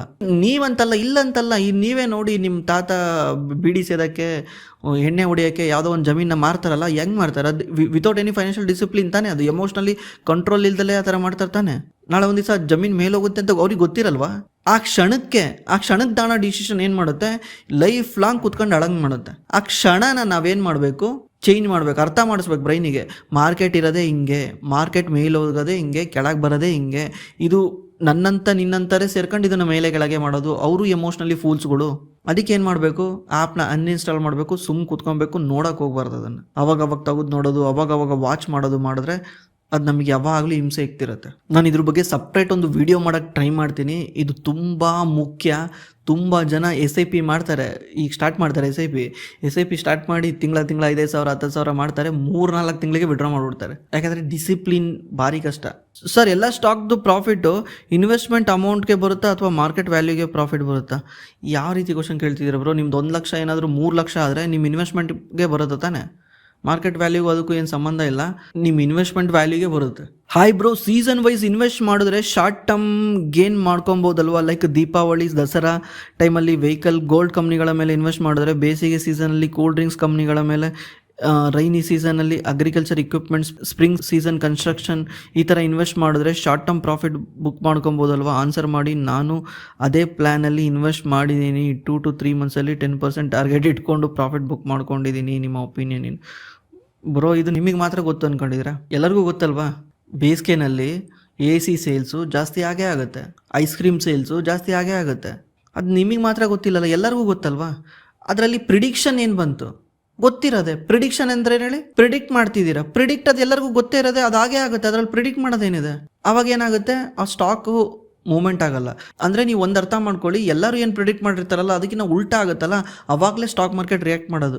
ಟ್ರಂಪ್ ಏನು ಡಿಸಿಷನ್ ತಾಣ್ತಾನೆ ಅಂತ ಗೊತ್ತಿಲ್ಲಲ್ಲ, ಇದು ಅನ್ಪ್ರಿಡಿಕ್ಟಬಲ್. ಪ್ರಿಡಿಕ್ಟ್ ಮಾಡೋಕ್ಕಾದ್ರೆ ಮಾರ್ಕೆಟ್ ಎಲ್ಲನೂ ಪ್ರಿಡಿಕ್ಟ್ ಮಾಡಿರ್ತಾರೆ. ನಿಮ್ಮ ಥರ ಎಲ್ಲರೂ ಆ ಸ್ಟಾಕ್ನ ಬೈ ಮಾಡಿರ್ತಾರೆ. ನೀವು ಯಾವುದೇ ಒಂದು ಸ್ಟಾಕ್ನ ನೋಡ್ತಿದ್ದೀರಲ್ಲ, ಸ್ಟಾಕ್ ಪ್ರೈಸು ಇವತ್ತು ನಿಮಗೆ ಕಾಣ್ತಿದೆಯಲ್ಲ, ಅವ್ರು ಆಲ್ರೆಡಿ 4 to 5 ಇಯರ್ಸು ಅದು ಅರ್ನಿಂಗ್ಸ್ನ ಪ್ರಿಡಿಕ್ಟ್ ಮಾಡಿರ್ತಾರೆ. ಅಟ್ಲೀಸ್ಟ್ 2 to 3 ಇಯರ್ಸ್ ಅರ್ನಿಂಗ್ಸ್ನ ಪ್ರಿಡಿಕ್ಟ್ ಮಾಡಿರ್ತಾರೆ. ಅನಲಿಸ್ಟ್ಗಳು ಅದೇ ರೀತಿ ಮಾಡೋದು. ನಿಮ್ಗೊಂದು ಎಕ್ಸಾಂಪಲ್ ತೋರಿಸ್ತೀನಿ ನೋಡಿ. ಮೋತಿಲಾಲ್ ಓಸ್ವಾಲು ಸುಜ್ಲಾನ್ ಎನರ್ಜಿನ ಬೈಯಿಂಗ್ ರೆಕಮೆಂಡೇಶನ್ ಆಗಿ ಕೊಟ್ಟಿದ್ದಾನೆ, ಒಂದು ರಿಪೋರ್ಟ್ ಕೊಟ್ಟಿದ್ದಾನೆ. ಇದು ರಿಸರ್ಚ್ ರಿಪೋರ್ಟು. ಇದರಲ್ಲಿ ಏನು ಮಾಡಿದ್ದಾನೆ, 56 ರೂಪಾಯಿ ಕರೆಂಟ್ ಪ್ರೈಸ್ ಇದೆ, ಇದು ಟಾರ್ಗೆಟ್ ಬಂದ್ಬಿಟ್ಟು 80 ರೂಪಾಯಿ ಹೋಗುತ್ತೆ, ಇಲ್ಲಿಂದ 42% ಮೇಲೆ ಹೋಗುತ್ತೆ ಅಂತ ಟಾರ್ಗೆಟ್ ಕೊಟ್ಟಿದ್ದಾನೆ. ಒಂದು ವರ್ಷದಲ್ಲಿ ಹೋಗುತ್ತೆ ಅಂತ. ಇವನು ಇಲ್ಲಿ ರೀಸನ್ ಕೊಟ್ಟಿರ್ತಾರೆ, ನೀವು ಇದು ರೀಸನ್ನ ಬೇಕಾದ್ರೆ ಓದ್ಕೊಬೋದು ಏನೇನು ರೀಸನ್ಗೆ ಅಂತ. ನೀವು ಕೆಳಗೆ ಬಂದರೆ ಇಲ್ಲಿ ಇವರು ಅರ್ನಿಂಗ್ ಪ್ರೊಜೆಕ್ಷನ್ ಮಾಡಿರ್ತಾರೆ, ಫೈನಾನ್ಷಿಯಲ್ ಆ್ಯಂಡ್ ವ್ಯಾಲ್ಯೂಯೇಷನ್ ಅಂತ ಅರ್ನಿಂಗ್ ಪ್ರೊಜೆಕ್ಷನ್ ಮಾಡಿರ್ತಾರೆ. ಇಲ್ಲಿ ನೀವು ನೋಡ್ಬೋದು ನೆಟ್ ಸೇಲ್ಸು 2027ವರೆಗೂ ಇವ್ರು ಆಲ್ರೆಡಿ ಪ್ರೊಜೆಕ್ಷನ್ ಮಾಡಿದ್ದಾರೆ. ಈಗ ಎಷ್ಟು 2025 ಈ ಅಂತ ಏನು ಬರುತ್ತಲ್ಲ ಅದು ಎಸ್ಟಿಮೇಟ್ ಅಂತ. ಇಲ್ಲಿ ಅಂತ ಏನು ಕಾಣ್ತಿದೆಯಲ್ಲ ಅದು ಎಸ್ಟಿಮೇಟ್ ಅಂತ. ಎಸ್ಟಿಮೇಟ್ ಅಂದರೆ ಇವ್ರು ಎಸ್ಟಿಮೇಟ್ ಮಾಡಿದ್ದಾರೆ 2026ರಲ್ಲಿ ಹೆಂಗಿರುತ್ತೆ, 2027ರಲ್ಲಿ ಹೆಂಗಿರುತ್ತೆ ಅಂತ. ಇದು ಮಿಲಿಯನ್ನಲ್ಲಿದೆ. ನಾವೇನು ಮಾಡಬೇಕು, ಇದರಲ್ಲಿ ಒಂದು 0ನ ಕಮ್ಮಿ ಮಾಡಬೇಕು. ಅಂದರೆ 2026ರಲ್ಲಿ 1,700 ಕೋಟಿ ಇರುತ್ತೆ ಇವ್ರದ್ದು ನೆಟ್ ಪ್ರಾಫಿಟ್ಟು. ಅದೇ 2027ರಲ್ಲಿ ಅದು 3,000 ಕೋಟಿ ಇರುತ್ತೆ ಇವ್ರದ್ದು ನೆಟ್ ಪ್ರಾಫಿಟ್ಟು. ನೀವೇ ನೋಡಿ, ಅದು 2027ರದು ಅನಲೈಸ್ ಮಾಡಿಬಿಟ್ಟಿದ್ದಾರೆ ಇವರು ಅವಾಗಲೇ. 2027ರಲ್ಲಿ ಏನಾಗುತ್ತೆ ಅಂತ ಅವ್ರು ಯಾವ ರೀತಿ ಪ್ರೊಜೆಕ್ಷನ್ ಮಾಡಿದ್ದಾರೆ, ಯಾಕೆ ಪ್ರೊಜೆಕ್ಷನ್ ಮಾಡಿದ್ದಾರೆ ಅಂತ ಈ ರಿಪೋರ್ಟಲ್ಲಿ ಇರುತ್ತೆ. ಅವ್ರು ಯಾವ ರೀತಿ ಯಾವ ಬೇಸ್ ಮೇಲೆ ಹೇಳ್ತಿದ್ದಾರೆ ಅಂತ ಈ ರಿಪೋರ್ಟಲ್ಲಿ ಇರುತ್ತೆ. ನೀವು ಈ ರಿಪೋರ್ಟ್ ಓದ್ಕೊಂಡ್ರೆ ಸಿಗುತ್ತೆ. ನೀವು ಗೊತ್ತಾಯ್ತಲ್ಲ ನಿಮಗೆ, ಯಾವುದನ್ನ ಒಂದು ಸ್ಟಾಕ್ನ ಇವರು ಆಲ್ರೆಡಿ 2-3 ವರ್ಷದ ಮುಂದ್ಗಡೆದು ಪ್ರೊಜೆಕ್ಟ್ ಮಾಡಿಬಿಟ್ಟಿರ್ತಾರೆ, ಹಿಂಗೆ ಆಗುತ್ತೆ ಅಂತ. ಅದು ನೀವು ನೆಕ್ಸ್ಟ್ 3 ಮಂತ್ಸು 1 ಮಂತಿಗೆ ಹೋಗಿ ನೋಡ್ತಾ ಇದ್ದೀರಾ. ನೀವೇ ಯೋಚನೆ ಮಾಡಿ. ನಂದೊಂದು ಪ್ರಶ್ನೆ ಬ್ರದರ್, ಇವಾಗ ಓಲ್ಡ್ ಮ್ಯಾನುಫ್ಯಾಕ್ಚರಿಂಗ್ ಪ್ರಾಡಕ್ಟು 12% ಇರೋದು ಇವಾಗ 5% ಆಗಿದೆ ಅಲ್ವಾ. ಹೋಲ್ಸೇಲ್ ಅವರಿಗೆ ಪ್ರಾಡಕ್ಟ್ನ ಸೇಲ್ ಮಾಡ್ತಿದ್ದಾರೆ, ಇವಾಗ ಅವ್ರಿಗೆ ಲಾಸ್ ಆಗಲ್ವಾ? ನೀವು ಯಾವ್ದ್ರ ಬಗ್ಗೆ ಕೇಳ್ತಿದ್ದೀರ ಬ್ರೋ? GST ಬಗ್ಗೆನೇ ಕೇಳ್ತಿರ್ಬೋದು. 12% ತೆಗೆದು 5% ಮಾಡಿದ್ರಲ್ಲ, ಇದರಿಂದ ಲಾಸ್ ಆಗಲ್ವಾ ಅಂತ. ಈಗ ನೀವು ಕೇಳ್ತಿರೋದು ಹೆಂಗಿದೆ ಅಂದ್ರೆ, ನಂದೊಂದು ಅಂಗಡಿ ಇದೆ, ನನ್ನ ಅಂಗಡಿನಲ್ಲಿ ನಾನು ಪ್ರಾಡಕ್ಟ್ನ ತಾಂಬಂದು ಇಟ್ಕೊಂಡಿದ್ದೀನಿ. ಎಕ್ಸಾಂಪಲ್ ಮೊಬೈಲ್ ಫೋನ್ಗಳನ್ನೇ ತಾಂಬಂದು ಇಟ್ಕೊಂಡಿದ್ದೀನಿ. ಮೊಬೈಲ್ ಫೋನ್ಗಳಿಗೆ 18% GST ಇತ್ತು, 12% ಅನ್ಕೊಳ್ಳಿ ನಿಮ್ಮ ಕ್ಯಾಲ್ಕುಲೇಷನ್ ಪ್ರಕಾರ 12% GST ಇತ್ತು. ಈಗ ಗೌರ್ಮೆಂಟ್ ಅದನ್ನ 5% ಮಾಡಿದೆ. ಇದು ರಿಯಲ್ ಅಲ್ಲ, ನಾನು ಸುಮ್ಮನೆ ಎಕ್ಸಾಂಪಲ್ಗೆ ಹೇಳ್ತಿದ್ದೀನಿ. 5% ಮಾಡಿದೆ. ಈಗ ನಾನು 12% ಕೊಟ್ಬಿಟ್ಟು ಆಲ್ರೆಡಿ ತಂದಿದ್ದೀನಲ್ವಾ, ನನಗೆ ಲಾಸ್ ಆಗಲ್ವಾ? ಬಿಕಾಸ್ ನಾನು ಕಸ್ಟಮರ್ ಹತ್ರ ಜಸ್ಟ್ 5% ಡಿಸ್ಕೊಂತೀನಲ್ಲ, ಉಳಿದ 7% ಲಾಸ್ ಆಗಲ್ವಾ ಅಂತ ಕೇಳ್ತಿದ್ದೀರಾ. ಆಕ್ಚುಲಿ ಇದನ್ನ ಹೆಂಗೆ ಕ್ಯಾಲ್ಕುಲೇಟ್ ಮಾಡ್ತಾರೆ ಅಂದರೆ, ಈಗ ನೀವು ಅಲ್ಲಿ ಆಲ್ರೆಡಿ 12% ಕೊಟ್ಟಿದ್ದೀರಲ್ವಾ, 12% ಅಂದರೆ ₹1,00,000 ಫೋನ್ಗೆ ನೀವು 12,000 ರೂಪಾಯಿ ಕೊಟ್ಟಿದ್ದೀರಾ. 12,000 ರೂಪಾಯಿ ಆಲ್ರೆಡಿ ನೀವು GST ಕಟ್ಟಿದ್ದೀರಾ. ಅವ್ನು ಏನು ಮಾಡಿರ್ತಾನೆ, GST ಪೋರ್ಟಲಲ್ಲಿ ಆಲ್ರೆಡಿ ಎಂಟ್ರಿ ಮಾಡಿರ್ತಾನೆ, ನಾನು ಇವ್ರ ಹತ್ರ 12,000 ಇಸ್ಕೊಂಡಿದ್ದೀನಿ ಅಂತ. ಈಗ ನೀವು ಕಸ್ಟಮರ್ ಹತ್ರ 5,000 ಇಸ್ಕೊಂತೀರಾ. 5,000 ಇಸ್ಕೊಂಡು ನೀವು GSTನಲ್ಲಿ ಪೇ ಮಾಡಕ್ಕೆ ಹೋದಾಗ, ಈಗ GST ಅಮೌಂಟ್ ಪೇ ಮಾಡ್ಬೇಕಾದ್ರೆ ಪೋರ್ಟಲಲ್ಲೇ ತೋರಿಸುತ್ತೆ ನೀನೇನು ಪೇ ಮಾಡೋದು ಬೇಕಾಗಿಲ್ಲ ಅಂತ. ಯಾಕಂದರೆ ನೀನು ಆಲ್ರೆಡಿ 12% ಕಟ್ಟಿರೋದ್ರಿಂದ, ಈಗ ನೀನು ಕಸ್ಟಮರ್ ಹತ್ರ 5% ಇಸ್ಕೊಂಡಿದ್ಯಾ ಅಂದರೆ 5,000 ಇಸ್ಕೊಂಡಿದ್ಯಾ, ಬಟ್ ನೀನು ಕಟ್ಟಿರೋದು 12,000. ಈ 12,000 ಇಸ್ಕೊಂಡಿರೋ ಕಾರಣದಿಂದ ಅಲ್ಲಿ GST ಪೋರ್ಟಲ್ ಹೇಳುತ್ತೆ, ಈ ಸಲ ನೀನೇನು ಟ್ಯಾಕ್ಸ್ ಕಟ್ಟೋದು ಬೇಕಾಗಿಲ್ಲ, ನಿಂದೆ ಕ್ರೆಡಿಟಲ್ಲಿ ಇರುತ್ತೆ, ನಿಂದೆ ಕ್ರೆಡಿಟ್ ಇನ್ಪುಟ್ ಇರುತ್ತೆ. ಇದನ್ನ ಇನ್ಪುಟ್ ಕ್ರೆಡಿಟ್ ಅಂತ ಕರೀತಾರೆ. ಕ್ರೆಡಿಟ್ ಇನ್ಪುಟ್ ಇರುತ್ತೆ. ಈಗ ನೆಕ್ಸ್ಟ್ ಟೈಮ್ ನೀನು ಕಟ್ಟಬೇಕಾದ್ರೆ ನೀನು ಯಾವುದೇ ರೀತಿ ಟ್ಯಾಕ್ಸ್ ಕಟ್ಟಂಗಿಲ್ಲ. ಎಲ್ಲಿವರೆಗೂ ನಿಂದು ಕ್ರೆಡಿಟ್ ಖಾಲಿ ಆಗುತ್ತೆ ಅಲ್ಲಿವರೆಗೂ ನೀನು ಟ್ಯಾಕ್ಸ್ ಕಟ್ಟಂಗಿಲ್ಲ. ಕಸ್ಟಮರ್ ಹತ್ರ ಇಸ್ಕೊಂಡಿರೋ ದುಡ್ಡು ನಿನ್ ಜಾಬಲ್ಲೇ ಇಟ್ಕೊಬಹುದು. ಒನ್ಸ್ ನಿಂದು ಕ್ರೆಡಿಟ್ ಎಲ್ಲ ಕ್ಲಿಯರ್ ಆದ್ಮೇಲೆ ನೀನು ಕಟ್ಟಬೇಕಾಗುತ್ತೆ. ಈ ಸಿಸ್ಟಮ್ ತುಂಬಾ ಚೆನ್ನಾಗಿದೆ. GST ಒಂದ್ಸಲ ಯೂಸ್ ಮಾಡಿ ನೋಡಿ, ತುಂಬಾ ಚೆನ್ನಾಗಿದೆ. ಕಾಂಪ್ಲಿಕೇಶನ್ನೇ ಇಲ್ಲ ಅದರಲ್ಲಿ. Abhi bro, thanks a lot for your videos, they are really helpful. I have a question. I would like to know whether it is possible to change bank account currently linked demat account, update it with new bank account, someone else their own account. Could you please confirm it is allowed to share process and required documents? Bro, it is impossible. ಯಾರ್ಯಾರ್ದು bank ಅಕೌಂಟ್ನ ನಿಮ್ಮ demat ಅಕೌಂಟ್ಗೆ link ಮಾಡೋಕ್ಕಾಗಲ್ಲ, ನಿಮ್ಮ bank ಅಕೌಂಟ್ನ ಬೇರೆ demat ಅಕೌಂಟ್ಗೆ link ಮಾಡೋಕ್ಕಾಗಲ್ಲ. ಈವನ್ ನಿಮ್ಮದು ನೇಮ್ ಚೇಂಜ್ ಇದ್ರು, ಈಗ ನನ್ನ ಹೆಸರು ಅಭಿಲಾಷ್ ಅಂತ ಇದೆಯಾ, ಅಭಿಲಾಷ್ ಎಕ್ಸ್ ಅಂತ ಅನ್ಕೊಳ್ಳಿ ನನ್ನ ಇನಿಷಿಯಲ್. ಇನ್ನೊಬ್ಬ ಇದ್ದಾನೆ ಅಭಿಲಾಷನ್ ಎಕ್ಸೆ, ಅವನು ಎಕ್ಸೆ ಅಂತಿದ್ದಾನೆ. ಅವ್ನು ಹೋಗಿ ನೀವು ಅಪ್ಡೇಟ್ ಮಾಡಿದ್ರು ಕೂಡ ಬ್ಯಾಂಕ್ ಅಕೌಂಟು ಅದು ಅಕ್ಸೆಪ್ಟ್ ಮಾಡಲ್ಲ. ಯಾಕಂದರೆ ಅದು ನಿಮ್ಗೆ ಬ್ಯಾಂಕ್ ಅಕೌಂಟ್ ಅಪ್ಡೇಟ್ ಮಾಡಿದ ತಕ್ಷಣ ಕ್ರೆಡಿಟ್ ಮಾಡುತ್ತೆ ನಿಮ್ಮ ಅಕೌಂಟ್ಗೆ ದುಡ್ಡನ್ನ, ₹1 ಕ್ರೆಡಿಟ್ ಮಾಡುತ್ತೆ. ಕ್ರೆಡಿಟ್ ಮಾಡೋದ್ರಿಂದ ಅದು ಬ್ಯಾಕ್ ಎಂಡ್ ವೆರಿಫಿಕೇಶನ್ ಮಾಡುತ್ತೆ. ನಿಮ್ಮ ಪ್ಯಾನಲ್ಲಿ ತಂದೆ ನೇಮ್ ಏನಿದೆ, ಬ್ಯಾಂಕ್ ಅಕೌಂಟಲ್ಲಿ ತಂದೆ ನೇಮ್ ಇದೆ ಅಂತ ಬ್ಯಾಕ್ಗ್ರೌಂಡ್ ವೆರಿಫಿಕೇಶನ್ ಮಾಡುತ್ತೆ. ಎರಡೂ ಮ್ಯಾಚ್ ಆದರೆ ಮಾತ್ರ ಅಕ್ಸೆಪ್ಟ್ ಮಾಡುತ್ತೆ, ಇಲ್ಲಾಂದ್ರೆ ಅಕ್ಸೆಪ್ಟ್ ಮಾಡಲ್ಲ. ಯಾರ್ಯಾರ್ದೋ ಬ್ಯಾಂಕ್ ಅಕೌಂಟ್ನ ತಗೊಂಡೋಗಿ ಹಾಕೋಕ್ಕಾಗಲ್ಲ, ರಿಜೆಕ್ಟ್ ಆಗುತ್ತೆ, ಇಮಿಡಿಯೇಟ್ಲಿ ರಿಜೆಕ್ಟ್ ಆಗುತ್ತೆ. ನಿಮ್ಮ ಖುದ್ದು ವೈಫು, ನಿಮ್ಮ ಫಾದರು, ನಿಮ್ಮ ಮದರ್ದು ಯಾರ್ದು ಹಾಕೋಕ್ಕಾಗಲ್ಲ, ನಿಮ್ಮದೇ ಹಾಕಬೇಕು. ಅದಕ್ಕೇನೆ ಇದು ಅಷ್ಟೊಂದು ಸೆಕ್ಯೂರ್ಡ್. ನಿಮ್ಮ ಡಿಮ್ಯಾಟ್ ಅಕೌಂಟಲ್ಲಿರೋ ದುಡ್ಡನ್ನ ನೀವಲ್ದಲ್ಲ ಇನ್ಯಾರು ತಗೊಳಕ್ಕಾಗಲ್ಲ. Bro, pick my question. Bro, stock SIP, mutual fund SIP, which one is better? Bro, ನನ್ನ ಪ್ರಕಾರ ಮ್ಯೂಚುವಲ್ ಫಂಡ್ SIP ಬೆಟ್ರು. ಯಾಕಂದ್ರೆ ಸ್ಟಾಕ್ SIP ನಲ್ಲಿ ಏನಾಗುತ್ತೆ, ನೀವು ಯಾವ್ದನ್ನ ಒಂದೇ ಸ್ಟಾಕ್ ಮೇಲೆ SIP ಮಾಡ್ಕೊಂಡು ಹೋಗ್ತಿರ್ತೀರಾ, ಅದು ರಿಸ್ಕ್ ಅಲ್ವಾ?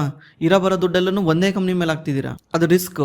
ಅದೇ ಏನಾದರೂ ನೀವು ಒಂದು 15 ಸ್ಟಾಕ್ಸ್ ಮೇಲೆ SIP ಮಾಡ್ಕೊಂಡು ಹೋದ್ರೆ ಅದು ಅಷ್ಟೊಂದು ರಿಸ್ಕ್ ಕಮ್ಮಿ ಆಗುತ್ತೆ. ಬಟ್ ಇದರಲ್ಲಿ ಡಿಸಿಪ್ಲಿನ್ ಇರಲ್ಲ. ನೀವು ಈ ತಿಂಗಳು ಮಾಡ್ತೀರಾ, ಮುಂದಿನ ತಿಂಗಳು ಮಾಡಲ್ಲ, 6 ತಿಂಗಳು ಕಂಟಿನ್ಯೂಸ್ಲಿ ಮಾಡ್ಕೊಂಡು ಹೋಗ್ತೀರಾ, 7ನೇ ತಿಂಗಳು ಮಾಡಲ್ಲ. ಡಿಸಿಪ್ಲಿನ್ ಇಂಪಾಸಿಬಲ್ ಅದನ್ನ ತಾಂಬರಕ್ಕೆ. ಬಟ್ SIP ನಲ್ಲಿ ಏನಾಗುತ್ತೆ, ಎವ್ರಿ ಮಂತ್ ನಿಮ್ಮ ಬ್ಯಾಂಕ್ ಅಕೌಂಟ್ ಅಲ್ಲಿ ದುಡ್ಡು ಕಟ್ಟಾಗುತ್ತಲ್ಲ, ಅದರಿಂದ ಡಿಸಿಪ್ಲಿನ್ ಬರುತ್ತೆ. 1-2% ಇದರಲ್ಲಿ ನೀವು ಕಮ್ಮಿ ಅರ್ನ್ ಮಾಡ್ಬೋದು ಇದರಲ್ಲಿ ಮ್ಯೂಚುವಲ್ ಫಂಡ್ ಅಲ್ಲಿ. ಬಟ್ ಡಿಸಿಪ್ಲಿನ್ ಇಲ್ದಲೇ ಇರೋ ಕಾರಣದಿಂದ ನೀವು ವೆಲ್ತ್ ಬಿಲ್ಡ್ ಮಾಡೋಕ್ಕಾಗಲ್ಲ, ಜಾಸ್ತಿ ದುಡ್ಡು ಮಾಡೋಕ್ಕಾಗಲ್ಲ. ಸೇವ್ ಮಾಡಿದ್ರೆ ತಾನೇ ದುಡ್ಡು ಮಾಡೋಕ್ಕೆ. ನೀವು ಸೇವ್ ಮಾಡೋ ಕಲ್ಚರೇ ಅಲ್ಲ ಅದು. ನೀವು ಮ್ಯಾನ್ಯುವಲಿ ಮಾಡೋಕೆ ಹೋದರೆ ಸೇವ್ ಮಾಡೋ ಕಲ್ಚರ್ ಬರೋದೇ ಇಲ್ಲ. ಎಲ್ಲನೂ ಆಟೋಮೇಟೆಡ್ ಇದ್ರೆ ಮಾತ್ರ ಸೇವ್ ಮಾಡೋ ಕಲ್ಚರ್ ಉಟ್ಕೊಳುತ್ತೆ. ಅದು SIP ನಲ್ಲಿ ಮಾತ್ರ ಸಾಧ್ಯ. ನೀವೇನಾದರೂ ಸ್ಟಾಕ್ ಮಾರ್ಕೆಟಲ್ಲಿ ಇನ್ವೆಸ್ಟ್ ಮಾಡೋದಿದ್ರೆ ನಮ್ಮ ಡಿಸ್ಕ್ರಿಪ್ಷನಲ್ಲಿ ಗೂಗಲ್ ಫಾರ್ಮ್ ಇದೆ. ಆ ಗೂಗಲ್ ಫಾರ್ಮಲ್ಲಿ ನಿಮ್ಮ ಡೀಟೇಲ್ನ ಎಂಟ್ರಿ ಮಾಡಿದ್ರೆ ನಮ್ಮ ಟೀಮ್ ಕಡೆಯಿಂದ ನಿಮಗೆ ಕಾಲ್ ಮಾಡಿ ಹೆಲ್ಪ್ ಮಾಡ್ತಾರೆ. ಮತ್ತು ತುಂಬ ಜನ ಇನ್ಶೂರೆನ್ಸ್ನ ಆನ್ಲೈನಲ್ಲಿ ಬೈ ಮಾಡೋಕ್ಕೆ ಎದುರ್ಕೊಳ್ತಾ ಇದ್ರು. ನಮಗೆ ಹೇಳ್ತಾ ಇದ್ರು ಆನ್ಲೈನಲ್ಲಿ ಬೈ ಮಾಡೋಕ್ಕೆ ನಮಗೆ ತುಂಬ ಭಯ ಆಗುತ್ತೆ, ಕ್ಲೈಮ್ ಟೈಮಲ್ಲಿ ಸಪೋರ್ಟ್ ಸಿಗಲ್ಲ ಅಂತ. ಅದಕ್ಕೆ ನಾವೇನು ಮಾಡಿದ್ದೀವಿ, ನಾವೇ ಓನ್ ಕ್ಲೈಮ್ ಟೀಮ್ನ ಬಿಲ್ಡ್ ಮಾಡಿದ್ದೀವಿ. ಅವ್ರೇನು ಮಾಡ್ತಾರೆ, ನಿಮಗೆ ಕ್ಲೈಮ್ ಟೈಮಲ್ಲಿ ಹೆಲ್ಪ್ ಮಾಡ್ತಾರೆ. ನಾವು ಸೇಲ್ಸ್ಗಿನ್ನ ಜಾಸ್ತಿ ಕ್ಲೈಮ್ ಕಡೆ ತಲೆ ಕೆಡಿಸ್ಕೊತಾ ಇದ್ದೀವಿ. ನೀವೇನಾದರೂ ಇನ್ಶೂರೆನ್ಸ್ನ ಬೈ ಮಾಡೋದಿದ್ರೆ ಅಥವಾ ನೀವು ಆಲ್ರೆಡಿ ಇನ್ಶೂರೆನ್ಸ್ ಬೈ ಮಾಡಿರೋದನ್ನ ಪೋರ್ಟ್ ಮಾಡ್ಕೊಳಂಗಿದ್ರೆ ನೀವು ನಮಗೆ ಕಾಂಟ್ಯಾಕ್ಟ್ ಮಾಡ್ಬೋದು. ನಮ್ಮ ಇನ್ಶೂರೆನ್ಸ್ ಟೀಮ್ ನಿಮಗೆ ಹೆಲ್ಪ್ ಮಾಡುತ್ತೆ. Thanks for watching. ಮತ್ತೆ ಸಿಗೋಣ.